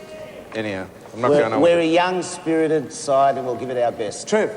Oh, look, I've got to say that Joseph has my sympathies. I've got to say, like, the man saved the club from merging, he's saved them financially, and now he can't go to the grand final. I mean, it's like the time they sent 3 astronauts to the moon, 2 of them went, OK, you go drive around the block, we'll go bounce around for the cameras. It's a hard one, that's for sure. Boys, gentlemen, fantastic results for both your clubs this year. Graham, well done on a magnificent season for Essendon. Regardless of what happens on Saturday, it's been a great year. I know you want to put the icing on the cake, and Joseph, so too for your club. 2 of the great presidents of the AFL, Graham McMahon and Joseph Goodnick. Before we go to the break, for all the supporters out there, here's what happens if your team wins. The winning team will be here at the Rod Laver Arena, Melbourne Park. $15 per person, $5 children under 15. Now, the Bombers will not be going back to Windy Hill, so here's the place to come and celebrate the win. For those who can't get a ticket, Essendon's Victory Room at Colonial Stadium to watch the game. You can get along there and have a great day. And for Melbourne, it's at the Glass House Stadium as well. So the winning team back here to Rod Laver Arena straight after the game. On Sunday, family days at Windy Hill from 11 till 3. And for the Demons at the Junction Oval, also 11 till 3. Get along, win, lose or draw. It's going to be a wonderful day both Saturday and Sunday. Good luck to the Bombers, good luck to the Demons as well, and we'll take a break. When we come back, we've got the best of almost footy legends and the player review coming up shortly on The Footy Show.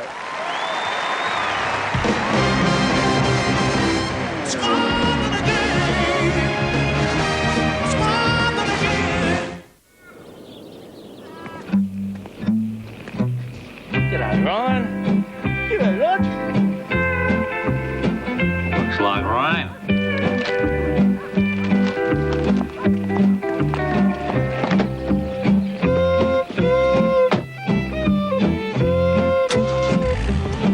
For the first time in Australia, the new 3-litre turbo diesel petrol. Now with over 20% more power. Remington has a shaver for every face. The Intercept washable features Intercept cutters to trim long hairs. The first foil shaves close, the second even closer. And it's easy to clean. Now there's the new Microflex with floating heads that contour to your face. And the Fast Track system gives you 2 active shaving tracks for an incredibly fast shave. So choose Remington this Father's Day for a close, clean, fast shave. Remington, guaranteed to perform or your money back. Stroll along to your pharmacy today and you'll find that Panadine is now available. With a new 3-way safety seal system. Thorough relief from strong pain. In a word, Panadine.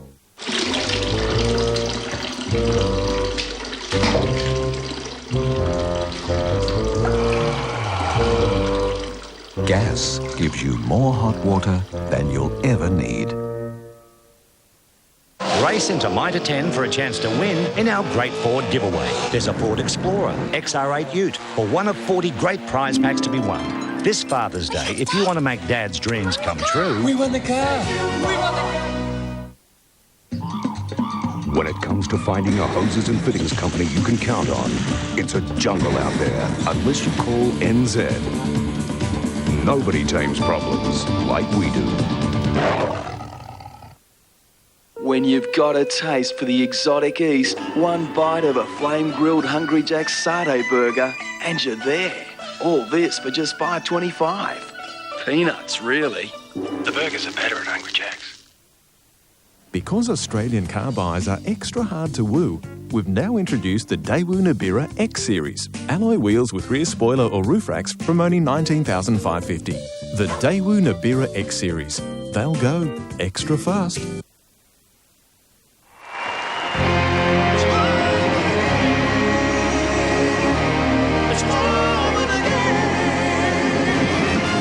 Welcome back back to Rod Laver Arena here at Melbourne Park. Sam, your microphone's on. Shut up, you're talking to your mates down there in the crowd. Anyway, Sam, you can't shut him up at any stage, Trev. At least we stopped him from saying something that he didn't want to say.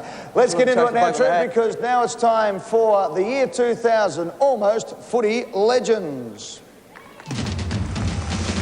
Almost Football Legends! And another big year for Legends. Let's kick off the best 15 for the year, starting off with a big grab from the Sandy versus Coburg game. Very nice indeed, bit of a skyscraper. Excellent mark. Coming up here we see a fella miss the unmissable goal. Back from nearly a throw, actually. See the ball coming into the forward line here, player on his own, on the overlap, got the loose man, handball's over the top, decides to let it bounce. Decides to let it bounce again, lets it dribble, runs after it, and you idiot. The unmissable goal there, let's see it again. Took it a little bit too easily there, Ed. Number 13, going to Wodonga versus the Wang Rovers here, and former Sydney player Leon Higgins we see there. He has the pants pulled down there you see he's half dagged, gets around the opponent, dodges around another one, lays off the handball and keeps running. Now I think round about by this stage you probably should have noticed yourself. But there we go. Number 12, we see the full-back there. We might just get another look at this. The full-back cops a foot in the groin and comes off the worst for wear. The player gets up to take his kick as we see the beleaguered full-back crawl off over the boundary line in a considerable deal of trouble.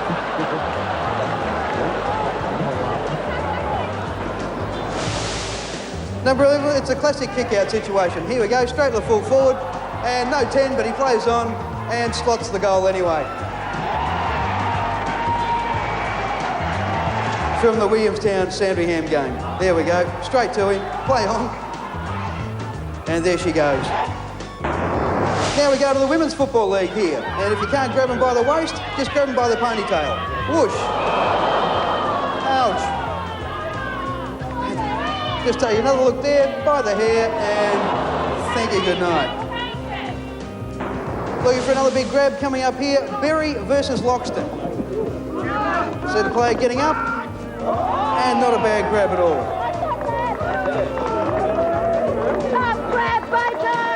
This next one coming up, one of my favourite ones here from Norwood versus North Adelaide. We see the player handball, and the umpire on the foreground pays the mark. You dickhead. Let's have another look. The long handball coming in, umpire with his back to the play, and signals the mark. Go back and have your kick, son. And nice goal here, around the boundary, around the post, and through it goes. Swan Districts v Claremont on that occasion. Now Mitre 10 Warehouse Blues versus Costa's Mitre 10 Blacks. And we see the back heel goal. Player comes out, and there we go.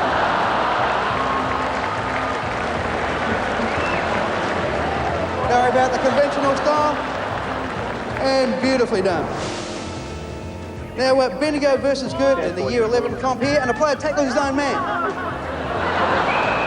And good to see the opposition appealing for the free kick there as well. We see it. Own man grabs the ball, grabs his own man. You're gone, sucker. Sorry.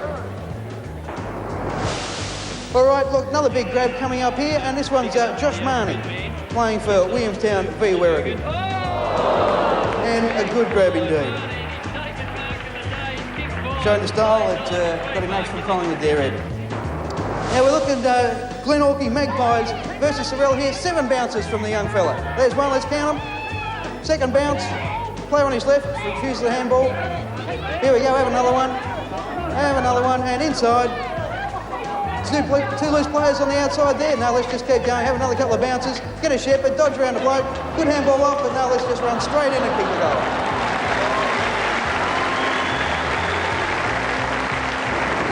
Now, interesting one here. You have to look closely. A bloke actually catches it with his knees. We'll show it again. We'll see the player go to ground in the Jurien Bay versus Watheroo match, and with the knees. And we play that. There's the mark. And here it is, our winner, ladies and gentlemen. The soggy ball. The wet, heavy, soggy ball coming in for the chest mark. there we go. In a considerable deal of trouble. And Ed, our winner who sent that in was Ross Williams from Beulah in Victoria. Very well done there, Ross. Congratulations. Very well done. Ross, congratulations, mate. Now, how did you find the tape? It's been sitting in the back of the cupboards for a long, long time. You long time. found it? Yeah, I started playing it to our local comp just while we were waiting for the selectors to bring the sides out, so to fill in a bit of time, and it just happened to come out. Now, the bloke who actually took all the pain, what happened to him? He's somewhere in Melbourne here at the moment, so I won't... He's not going to get any of the prize, though, is he? No. I didn't think so. All right. And it is a fabulous prize, Ed. Thanks to our very dear friends at Holden. It will be, Steve. I'll just show you one more little bit of thing there, and that is that vision was, what, 19 years old? Yes, August the 8th, 1981. Fantastic stuff. Well, 19 years old, beautifully matured, and Trev, our prize. Yes, indeed, from our very wonderful friends at Holden, the fabulous Holden Jackaroo. Let's take a look at it. And there it is, Ross. That is yours. The motor around it, mate. You'll be poodling around in the Holden Jackaroo. Very well done on your entry. Do you have anyone you'd like to thank? I'd like to thank Holden for putting this fantastic prize up for the show, and to Channel 9. The footy show. Who's going to win, mate? Can't you see? Okay, another bottle or two. They're winning everything at the moment. $40,000 worth of Holden Jackaroo. Well done to Ross. Well done to Trev. And what about Trevor Mumwade? What a fantastic year Trev's had on the show. Hands together for Trev. Thank you so much. Thank you. So now let's look back on some of Trev's classic moments in season 2000. Now, did I see somewhere in the news this week they were painting the grass green? What colour grass are they using? The guy behind me said, gee, we're not going to get a seat for another hour. And I said, how do you know? He said, I'm one of the ushers. I can't get in either. We only got the vision. We haven't got the real thing because the real one's at Jeff Kennett's place. But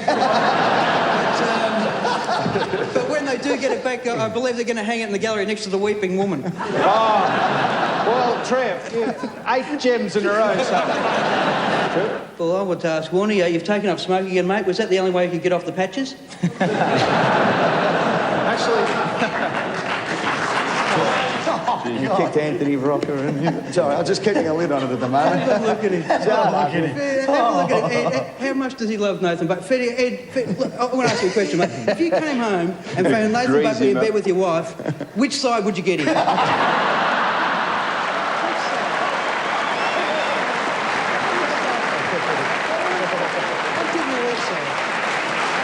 It's not that far from Sammy, so hopefully we'll get an invite pretty soon to come around and have something to eat. Come on down.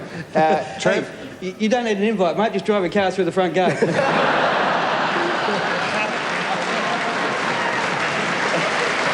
Well done to Johnny Blakey. Johnny, mind you, for his age, Johnny's so old now that when he goes to the rub-down table, they don't use liniment now. They've switched to kerosene.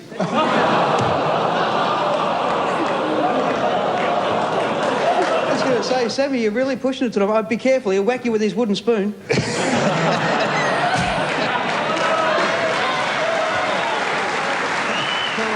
Now, we didn't know until last week that Sammy had this phobia. He was talking to me after the show last week. He said, Footy and Street, he said, that snake took 10 years off my life. I said, pity it didn't happen 6 months ago. Could have saved all that money you spent on plastic surgery. It was a bit of a misunderstanding for Barnesy, but the runner came out with the instruction from Sheedy, take out Johnson.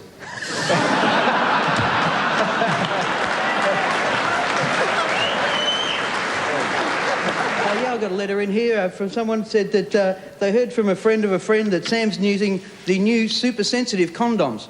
Is that right? No, so they want to know where to get some. They say these condoms are so sensitive they stay and talk to Sam's date hours after he's left. Is that M&M or S&M? In Mars we're going to sponsor Collingwood, but they decided you can work and rest but you just can't play.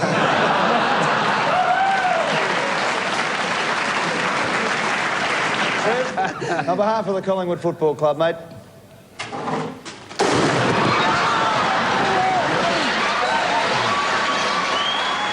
You've gone on about your money. What about Trev? You'd be...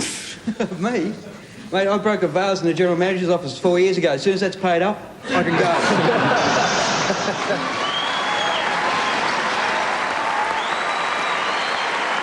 Welcome back. Fantastic year as always, Trev. Well done, Trevor Marmalade. And ladies and gentlemen, thank everybody too for coming tonight. It's been a wonderful night so far. Obviously plenty more to go. We'll be going very next break, the player review, so stick with us. But there is a good reason why we have this night and so many things throughout the year, and it's for the Trevor Barker Foundation. Of course, our great mate Trevor Barker, and the kids with cancer go down to Trevor Barker House and have a wonderful weekend away. And just so that you know where the money's going, here's Billy Brownless. I'm at the Trevor Barker House in Torquay. This is where children with cancer and their families come down to this lovely seaside resort to escape the routine of treatment in the hospital. The sea views and nearby beach are perfect for reviving flagging spirits and gives families the perfect opportunity to take in the peace and tranquility of the ocean. The Trevor Barker House provides an ideal environment for the whole family to share quality time together. So congratulations to everybody there. Congratulations, a fantastic effort. And we won a bit more money last week, Sam.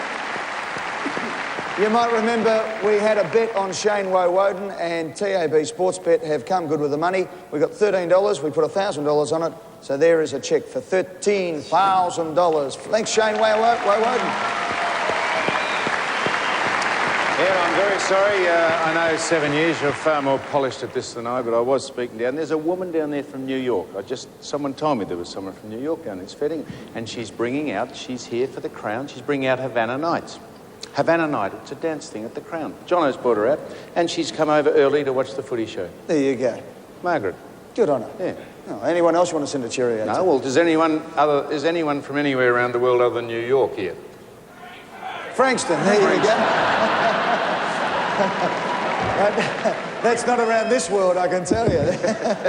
All right, and one more thing tonight, an opportunity for everybody here or at home to get onto the www.9msn.com.au/footy show site, because what we've got tonight is a unique opportunity for all those people who've missed out on grand final tickets. You can get in for next year because we are auctioning off 2 Medallion Club tickets for the entire year for next year, 2 front row seats, car parks, AFL membership and grand final tickets, all that for next year. It's on the eBay situation when you get onto 9MSN, and all proceeds going to the Trevor Barker Foundation. So if you want to give a great donation and get something pretty good in the process, get onto that right now. Ladies and gentlemen, we're going to take a break. When we come back, it's the 2000 Player Review on The Footy Show.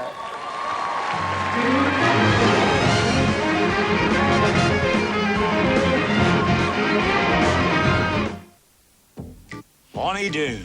Get away with the Carrigan. Oh, smell that. 2-stroke. The smash hit Aussie comedy. How's the Serenity? Not a sound. The Castle, Monday, 9:30. How much do you love your dad? This much. This much. This much. That much. However much you love your dad, and however much you have to spend, Ed Harry have the perfect Father's Day gift. Put your dad in the draw this Father's Day and you could win him the perfect gift. A selection of tough and reliable power tools to the value of $495 thanks to Ryobi and Gateway Mitre 10 Home and Trade. Now that's a 10 out of 10 gift for Father's Day. Call into Gateway Mitre 10 Home and Trade and fill out an entry form. It's that easy. The lucky winner will be drawn on Win Television Friday, September 1st. Make your dad's day September 3rd on Father's Day and surprise him with Ryobi power tools from Gateway Mitre 10 Home and Trade. Hello, Sip and Save. Can you just see if there's a blue Barina out the front, please? Thanks. No? Okay. That's Sip and Save. There wouldn't be a blue Barina out the front, would there?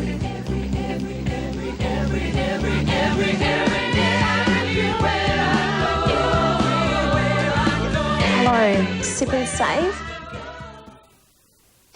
Remington has a shaver for every face. The Intercept washable features Intercept cutters to trim long hairs. The first foil shaves close, the second even closer. And it's easy to clean. Now there's the new Microflex with floating heads that contour to your face. And the Fast Track system gives you 2 active shaving tracks for an incredibly fast shave. So choose Remington this Father's Day for a close, clean, fast shave. Remington, guaranteed to perform or your money back. Once upon a time, all the printer had to do was print. But today, with communications technology, he must do more. Today's printer must have an eye for detail. He must give professional advice and provide quality at realistic prices. Today's printer should offer a unique creative design service to give you the edge. Yes, today's printer must have ideas and creativity to help your business. Today's printer is Hanson Print.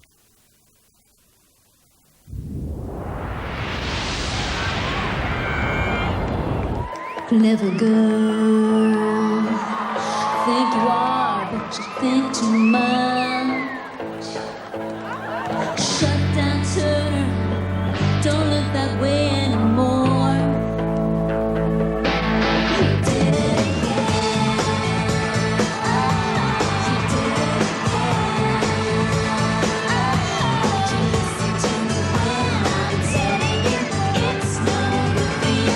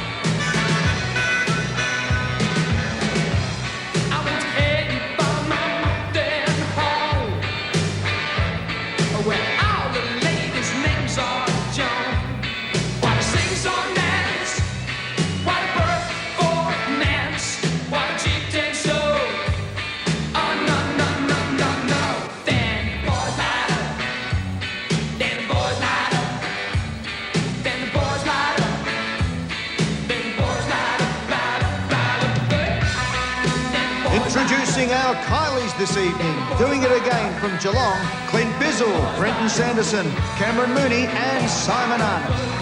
As the Backstreet Boys saying bye-bye, we had Hawthorne, Shane Crawford, Ben Dixon, Jade Rawlings and Tony Woods. Kings of the Mountain, Peter Spider Everett, Big Bad Barry Hall and Barry Stoneham as Midnight Oil.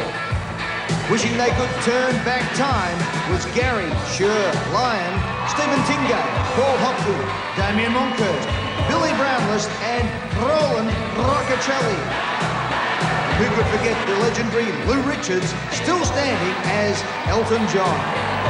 What about the Maggies? Getting everybody up as 5, Shane O'Brien, Damien Adkins, Brent Tuckey, Josh Fraser and Pete Scotland. And finally, Richard Champion lining up the arena as James Rain. Silently she opens the door. Mother's a little helper is coming out for more.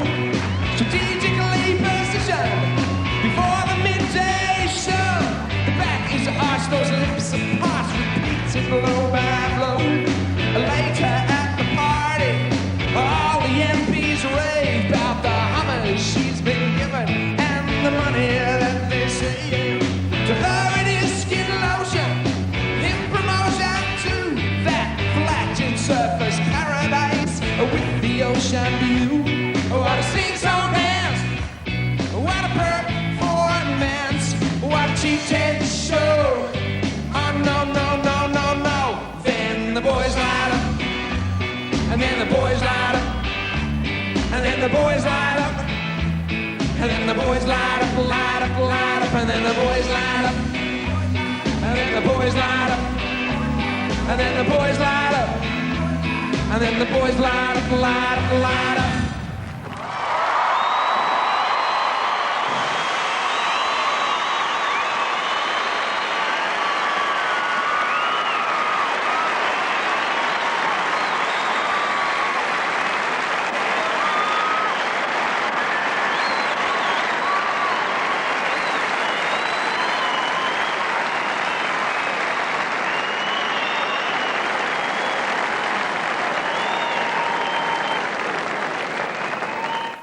On your marks, get set. It's time for the C&G 2000 Gold Medal deals. Sprint, ride or jump into Carlin and Gazzard this month and save heaps. For every gold medal placed in the window of a C&G vehicle, you benefit. The more medals, the bigger the discount and the better the deal. Come and see for yourself. Speak to the sales team and you'll be surprised how high they'll jump to give you the best gold medal deal. The marathon's on. See Carlin and Gazzard for a great range of vehicles, including four-wheel drives and light commercials. Go for gold at C&G. Slip in and take one for a spin. This weekend on Our Star, it's AFL Grand Final time. Will it be the Demons or the Bombers? We're also serving up US Open tennis action live from Flushing Meadow. Can Rafter snatch his third title? Also on Our Star, don't miss a minute of the US PGA Air Canada Championships live from Surrey, Canada. Whatever switches you on, it's on Our Star this weekend. Call 132-432. To help you take a house and make it your home, talk to Bank SA about how a pre-approved home loan can help you buy with confidence. How much do you love your dad? This much. This much. This much. That much. However much you love your dad, and however much you have to spend. Ed Harry have the perfect Father's Day gift. Hello? Yeah, look, I want to quit smoking. Sure, well, you've taken the first step. That's great. Planning ahead is really important. And I can send you a quit book if you'd like. Call Quitline on 131 848. 131 848. Someone friendly. Can't say I care that much, but I want someone who does. Sound advice. You're in safe hands with Toyo, that's for sure. Their range is so big, they have a tyre to suit everybody. This Toyo would be perfect for your car. There's performance, quality and long life. To drive in with a problem and away without one. At Tyre Power, we love tyres, so you don't have to. The 100th album, without question, the album of his career.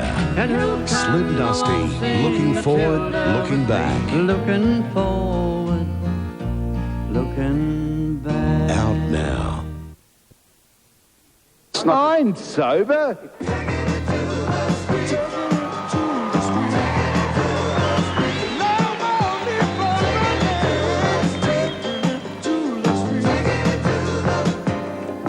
Hello, hon, how are you? Good, thank you. How are you? And what are you here for? What? I'll to pick up some good-looking football players, I think. You're out to try and crack onto a couple of blokes? Yeah, maybe some nice old ones. Yeah? Would you like to crack onto me, baby? Maybe. Yeah, how are your legs and your ass? Well, have a look, not bad. Oh, not good, baby, let's be honest. Spud, how are you? Yeah, very good, Sam. Yourself? But the missus off not working out? There's no such thing as a missus when you're around, I think, Sam. I tell you what, things are going well here. The Spide. Yes, you got all those ain't up. Oh, did I say? What about yourself? Did you think you were a chance? Oh, I thought I was a big chance. I had my speech prepared and everything. How did it start off? Well, in the words of Scotty Hodges when he won the SNFL, I said I'd like to thank my mum and my dad, especially my parents. You idiot. Now, Neil, how are you? We're on Channel 9, the Footy Show. G'day, Sam. How are you? How are you? You don't look too good.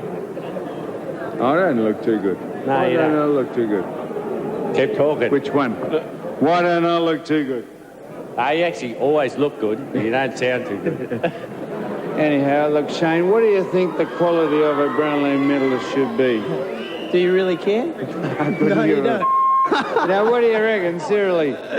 You shouldn't swear, mate. No, I think they're hard-working people who sacrifice a lot, and not that you give a rat's clacker's arsehole. I think they deserve whatever they get in the future, so have a shit one, mate, all right? You used to be a ruck coach at Essendon. I used to bring you the videos and you didn't know my name, did you? That Barry. Now, that is absolute crap, Barry. That is absolute crap, Bazza. Will that get on? Look, Sam, can I say this to you in the state that you're in, but they are new big teeth.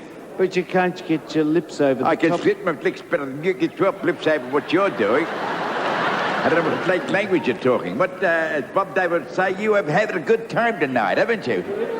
What's it like sitting with Ed for the whole night, just thinking you might win? Well, I wasn't sitting with him, and he was sitting behind me, and that was bad enough. Where are your contacts, mate? They're not hiding your eyes very well. I was speaking to your girlfriend, or is she your wife, or whatever she is. Did you speak to her, or did you speak to her? This is Edna Richards. This is Lou's wife. Isn't she a spunk? What did you think, baby? I did. I thought it was great. Did you have a nice night? Oh, absolutely sensational. Doesn't it rivet you, all this stuff? Yeah, it certainly does. I'm reading this so much I'm going home to go to bed. With Lou? Of course. Isn't he a spunk? You're not available. Don't you betting it? And she has a great personality. Oh, good on you. Yeah. So you got a good personality, have you, hun? Of course I do. Hey, who's that little hun stuff? You can call her Tanya, all right? Tanya, what did you like about Nathan, really? Personality. Yeah. One of the very exciting nights in your life. Look, mate, you couldn't ask for a better bloke to win it. He just worked so hard for it. Absolutely sensational. And who are you here with? A young girl named Melanie. She's just over Where is she? in the crowd somewhere, wearing a blue dress, floating around over there. Yeah. We're just letting her just wander. Yeah, she's just roaming around. There's a lot of sharks here tonight, mate. There is. I'm looking at one right now. Dun, dun, dun, dun, dun, dun. You're supposed to wear a yarmulke if we get into the grand final. What is that? What is a yarmulke? I'll give you one. I've got that put on. What does it mean? It Give us means what you're you supposed to- carry Fine, spare fine. yarmulkes? It's They're like supposed- spare tyres? No, they're supposed to, this one here. Put it Give on us you. one on. What does it mean? Put it on you. Do I have to be circumcised? I don't know. I don't want you to show me now if you are or not. I'll be happy to. I'm not interested. You must be absolutely delighted. I'm very excited, Sam, but I've been asked to just escort you out of the building. Say good night, Sammy. You are escorting me out. For what reason? They brung me from home and said, can you come and take Sam home? You must have a small mortadella in the jodhpurs at this stage, Gary. Just a touch of very easy. Come on, mate. Yeah, come on, mate. Who wants to be a millionaire?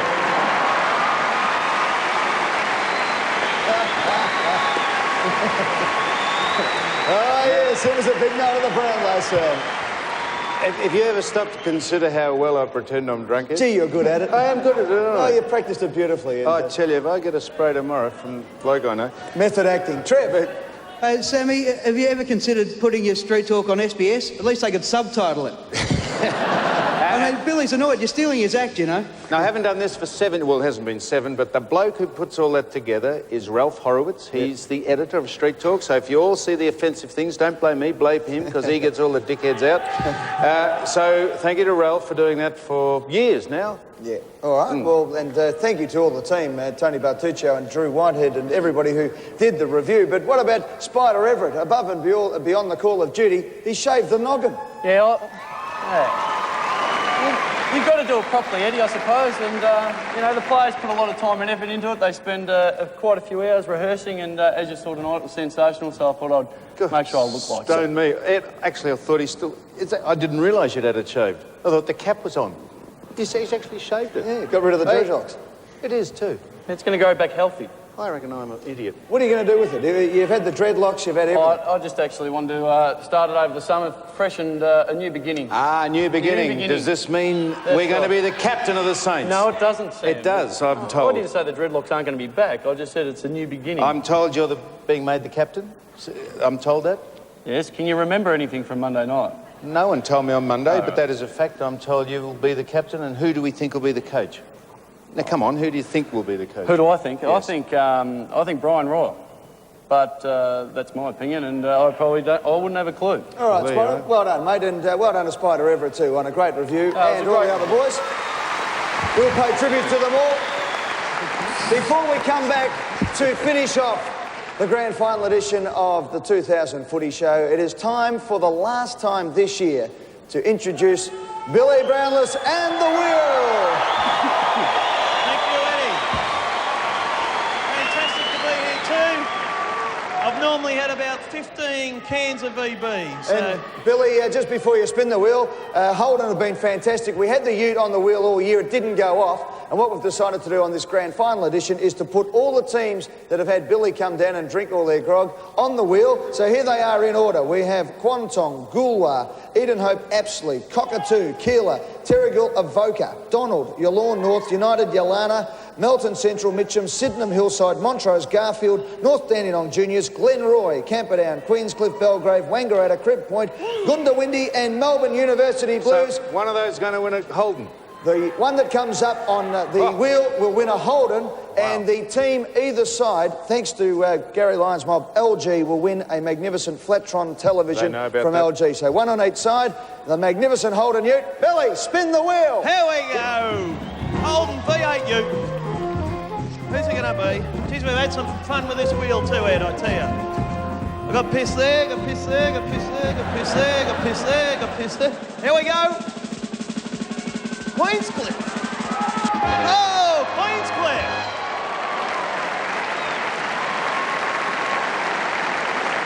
So well done to Queenscliff.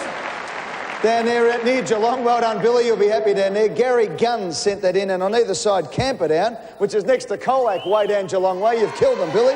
Coached by Ken Hinkley. David Mills and Belgrave Football Club, Lindsay Hall sent in. But from the team from Queenscliff, this is what they win. Have a look at this, the magnificent Holden ute. That's going all the way up to Queenscliff. Fantastic stuff. So a special thank you to Holden, who have been our sponsors now for the last couple of years. They've been fantastic with Sam and his driving and the magnificent Holden. And by the way, this is a car that will be released tomorrow. Have a look at this. If you're looking for a new car, this is the one, a magnificent new Holden. It's the VX Commodore, released, in fact, it was released yesterday. This is the SS model, and Commodore, of course, Australia's best-selling car. The new VX on sale from October 2. Just a magnificent car, Sam. So well done to everyone at Holden. Thank you for supporting, and well done to Billy and the wheel. Well done, Billy. Fantastic. Thanks, to finish off the footy show right after this in season 2000.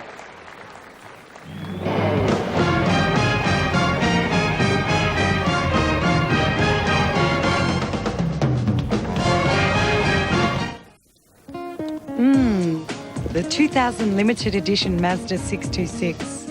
Sports spoiler, 6-stack CD, alloy wheels, over $2,000 worth of extras. That is what moves me. Hey, what's your number? 626. That's not enough numbers. 121 14840. 121 and limited edition 626. See your Mazda dealer now. I feel the earth move. And the Australians are overjoyed. That was a great performance. You are an Olympic medalist. Past loving it. There's the scenes here. Yes, the smile says it all. Huge victory for Australia.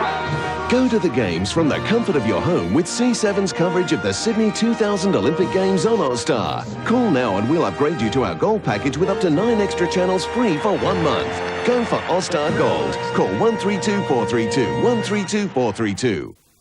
A Rossi boot gets to the very soul of comfort. Rossi air-cushioned soles work like little pockets of air, providing lasting comfort.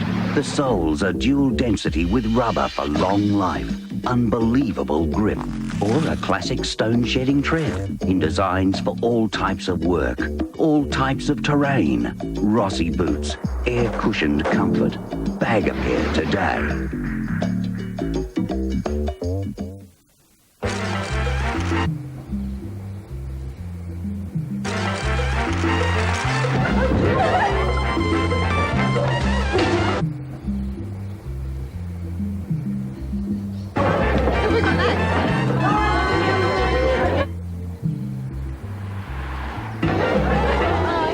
Because it's just so smooth and so creamy. It's time for a ski.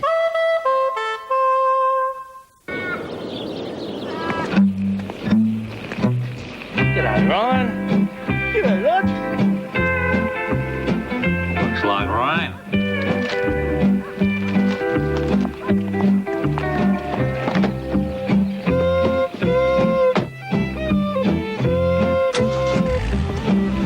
First time in Australia, the new 3-litre turbo diesel Patrol. Now with over 20% more power. Be it winter or summer, the beach is part of our culture, and there's nothing better to surf in clean, crisp conditions with your friends.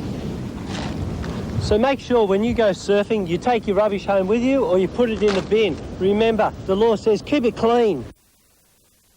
I'll just get this off.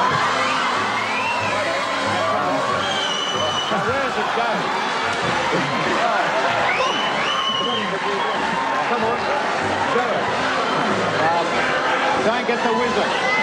What? Where does it go? Well, what we've got here is... How you go? There's a lot more to life in football, and that's the attitude I'm Good taking. on you, Pops. Thanks, mate. He's got tired with the world. At least he's got off the bench. Yeah, he's come off the bench for the first time in a fortnight.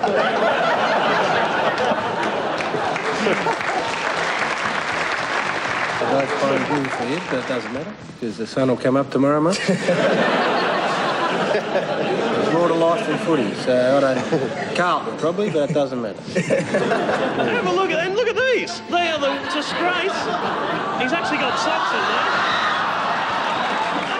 Do you think you're a good-looking man, Mick? Sam, I'm a pretty natural-looking bloke. Unlike yourself, that's had a bit of plastic surgery. You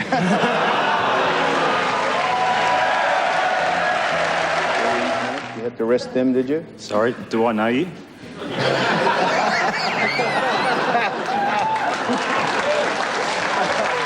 And then he said, since his facelift, he looks absolutely strange. His eyes have gone peculiar and his cheekbones seem to have moved dramatically.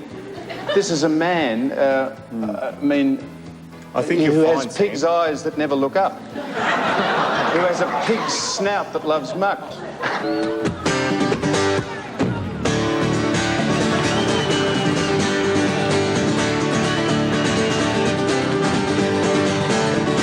has a pig's brain that knows only the sty. and has a pig's squeal that only cries when it's hurt. And he sometimes opens his pig's mouth, turked and ugly, and lets out the voice of God railing at the whitewash that covers the manure about his habitat. My baby don't care for bolts and cuffs, oh no, no. My baby don't care for cross-dressing and stuff. Mm-hmm. You are a dickhead. They have been humiliated. If they lose and go out of the 8, they will rip the town apart. True. Surprised to hear you say that, Sam. I thought they were just taking it one piss week at a time. It's not surprising Warnie got in trouble with a mobile phone, and I'll quickly tell you why. He once had a new one. It was a latest edition thing, had the little laptop on the other side, and he used to use it and talk really loud, and we all thought he was just showing off. And finally, 2 days later, someone told him he had it back to front. Now, my theory is it wasn't Warnie who said those things, it was the guy standing next to him. There you go, Daniel. Yeah, mate, how are you, Ed? Yeah, we're out here at the North Dandenong Junior Footy Club, and it's great to be out here. Normally my head stands out like dog's balls, mate, but out here I've been right in with the crowd. Anyway, mate. There's a bit of spasm that comes down here and really creates a little bit of difficulty sort of in that area there. So. Now, what about the kicking action, mate? The kicking. What about the kicking? Can he kick? Well, yes, he can actually swing the leg. We can see that. Get the shot round the other side. We can see the gluteus maximus working beautifully on Sam, and hopefully the injection for James's nerve will have settled that down. So, and it hopefully works. I tell you, that's the only happy face in the room.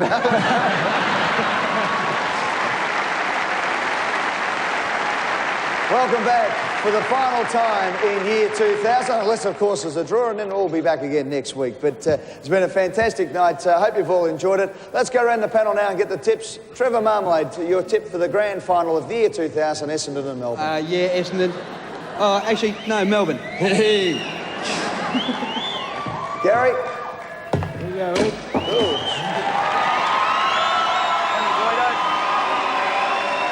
Just thought I'd be here on Saturday afternoon. And Gary, what time? 12 o'clock for the special Sunday footy show? Yeah, Brownlow medalist Shane Woden will pop in, and well, hopefully every member of the Melbourne team if they get up. And we'll also be crossing to both teams for their celebrations and commiserations on Sunday with Gary Lyon and all the team at 12 noon. Don't forget the WEG posters on sale for the Royal Children's Hospital right after the game. Gary Lyon hopes that is a collector's edition one. Glenn Mann, who's going to win? Never underestimate the underdog. So who's going to win? Melbourne. Melbourne. Yeah. Geelong captain Ben Graham. Good luck to John Barnes in his 4th grand final appearance, but I'm going to tip Essendon by 40 points. Richmond star Brendan Gale. Bombers well, Ed. Mark Bickley, 2-time premiership captain of Adelaide. Bombers to beat a fast-finishing Melbourne. Oh, yeah. Fair enough. Matthew Richardson, good to see you back too, Richo. Thanks, Ed. Who's going to win, mate? Essendon, 6 goals. Daniel Southern. Demons and Stephen Powell for the Norm Smith medal. Yeah, great work, Daniel. Billy Brownless. Yeah, Essendon by 35. Good luck to Barnesy and Steve Alessio for the Norm Smith. Our musical director, Tony Woods from Hawthorn. Yeah, my dad's an Essendon supporter, Eddie, so hopefully Essendon win for him. I'm sure they'll be playing for your father, Tony. Collingwood skipper, the great man Nathan Buckley. I think Essendon by about 20 points, Ed, and they've been a great team all year and they deserve to win. Shane Crawford. Yeah, no, I'm with Bucks. Essendon by 20 points. Spider Everett. No, I'm on the bandwagon. Go the Dons. He's Don, he's good. And the greatest tipster in the history of football, the kiss of death himself, Lou Richards. Well, I think it'll be a great game. And it's a fantastic band, I should say, on orchestra tonight. Give them a big round of applause. I love them. Shut up, Lou. Shut up. But you don't want me doing that. No. Al Sully's a great mate of mine. Give my regards to Broadway, mate. Lou, the tips. Look, I'm going to do something different here. I'm going to tip, and it could happen. It's about time. It'll be a drawn game. You don't believe me, do you? No. You know. No, I don't. That was got a good response from the audience, didn't Yeah, it? well, you're speaking crap. Sam, your tip. That side there, Ed, by 15. 15. That side there by 15. Goals. 15 goals. Listen to what I say, Ed. 1 goal short of the record. Listen to what I say. 15 goals. 15 goals. All right, then. lot of Well, goals. ladies and gentlemen, on behalf of the production team of The Footy Show, well done to Steve Perkin, Drew Whitehead, Gary Newnham, Ralph Horowitz, Gary Fidalia, Aaron Smith, Amanda Brookhouse, Warwick Lobb, John Brady, Kelly Churchill, Jane Fraser and Meredith Kelly. We hope you've enjoyed this year's edition of The Footy Show. To finish off tonight, someone is going to be feeling some great magic about 5 o'clock on Saturday afternoon. Will it be the Melbourne side or the Bombers? To take us out tonight, please put your hands together for 2 of the greats of Australian music, Mr. James Rain and John Farnham. Good night. Thank you.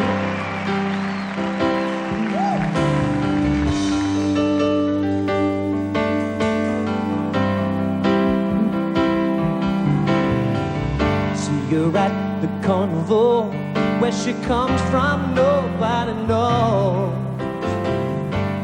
Now that you ask me, I guess I like the way she wears her clothes. The way she smiles at him, her heart just swells and goes and goes. You think I'm telling you fairy tales, I suppose.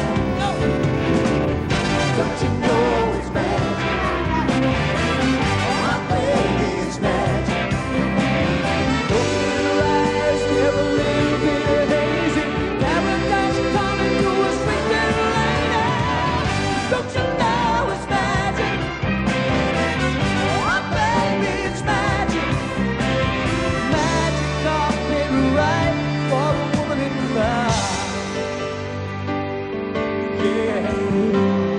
James Rain, folks!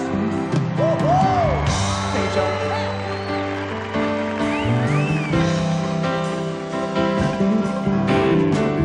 Take a gun and shoot your friends, as long as you take your time. When you're only 6 years old, you own the world, you've got friends to burn. If you wanna be an Indian chief or a sheriff, respect you've got to earn. Our fairy tales you got to learn. Don't you know it's magic? Oh, baby, it's magic. See a little boy standing there, blowing his hand in the feathers air. Don't you know it's magic? Oh, baby, it's magic.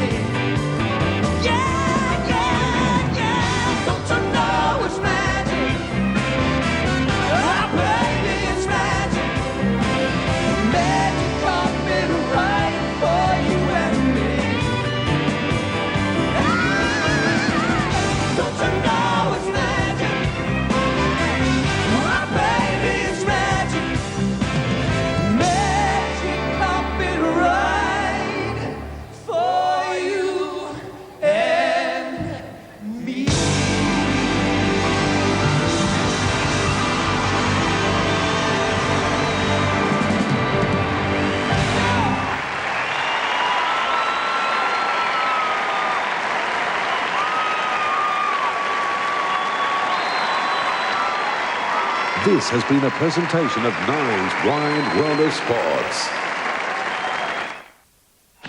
He's already reached an Australian millionaire record. You won $500,000! Now Trevor Sauer is one brave answer from becoming our first millionaire winner. I never thought I'd get to this. Monday on Win SA. With European design and a 1.8-litre engine, Holden Astra delivers superior performance. With Lotus Tune suspension, it drives like it's welded to the road. Holden Astra. Performance is a right, not a privilege.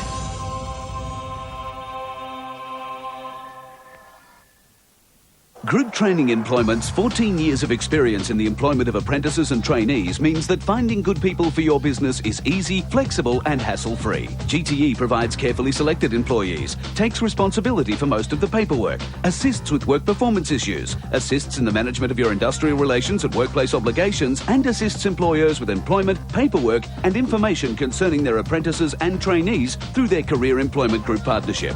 For further information, contact Group Training Employment. NE Schrappel is transformed into Gas World, offering unbeatable prices, quality and service. For spares and repairs to power tools and electric motors. We're open till 7 p.m. Thursdays and 9 till 1 Sundays. Gas World, where we sell tools, not toys. A bride, her mother, and 2 bridesmaids are gathered to celebrate one last night of freedom. Then one of the bridesmaids discovers something about the groom, and she just has to tell someone. Definitely him, and just say it's a guy called James. What? Well, we have to tell her either way. We can't tell her. Book your seats early for the play that's breaking box office records. Secret Bridesmaids Business, coming soon. Win Television Classifieds. Father's Day grand final parties this weekend. We have everything at the Cheesecake Shop. Pavlovas, mud cakes, Black Forest and more. Open 7 days, 9 a.m. until 7 p.m. Phone 8723 9709. Give Dad something special this Sunday with a gourmet basket including wine, cheeses, nuts and other goodies. Annie's Floral Boutique, Elizabeth Street, phone 8725 3192. Target clothing clearance, 50% off selected men's and ladies' clothing. Don't forget Dad this Sunday with one of our gift ideas at Target. Radio Rentals Computer Expo is on now. See the biggest range of computers in the southeast. No deposit finance is available. Radio Rentals opposite Target. Farewell sale at Justin Jeans in the Main at prices never seen before. Racks at $5, $10 and $20. New owners commence the 4th of September. Here now is a funeral notice. The relatives and friends of the late Mrs. Christina Caroline King are respectfully advised that her funeral will leave Christchurch Anglican Church, Bay Road, Mount Gambier, on Monday, September the 4th, after a service commencing at 1 p.m. for the Coringa Cemetery. These funeral arrangements are the care of South East Funeral Services, White Avenue, Mount Gambier. Tonight's duty chemist is Murray T. Martin Pharmacy.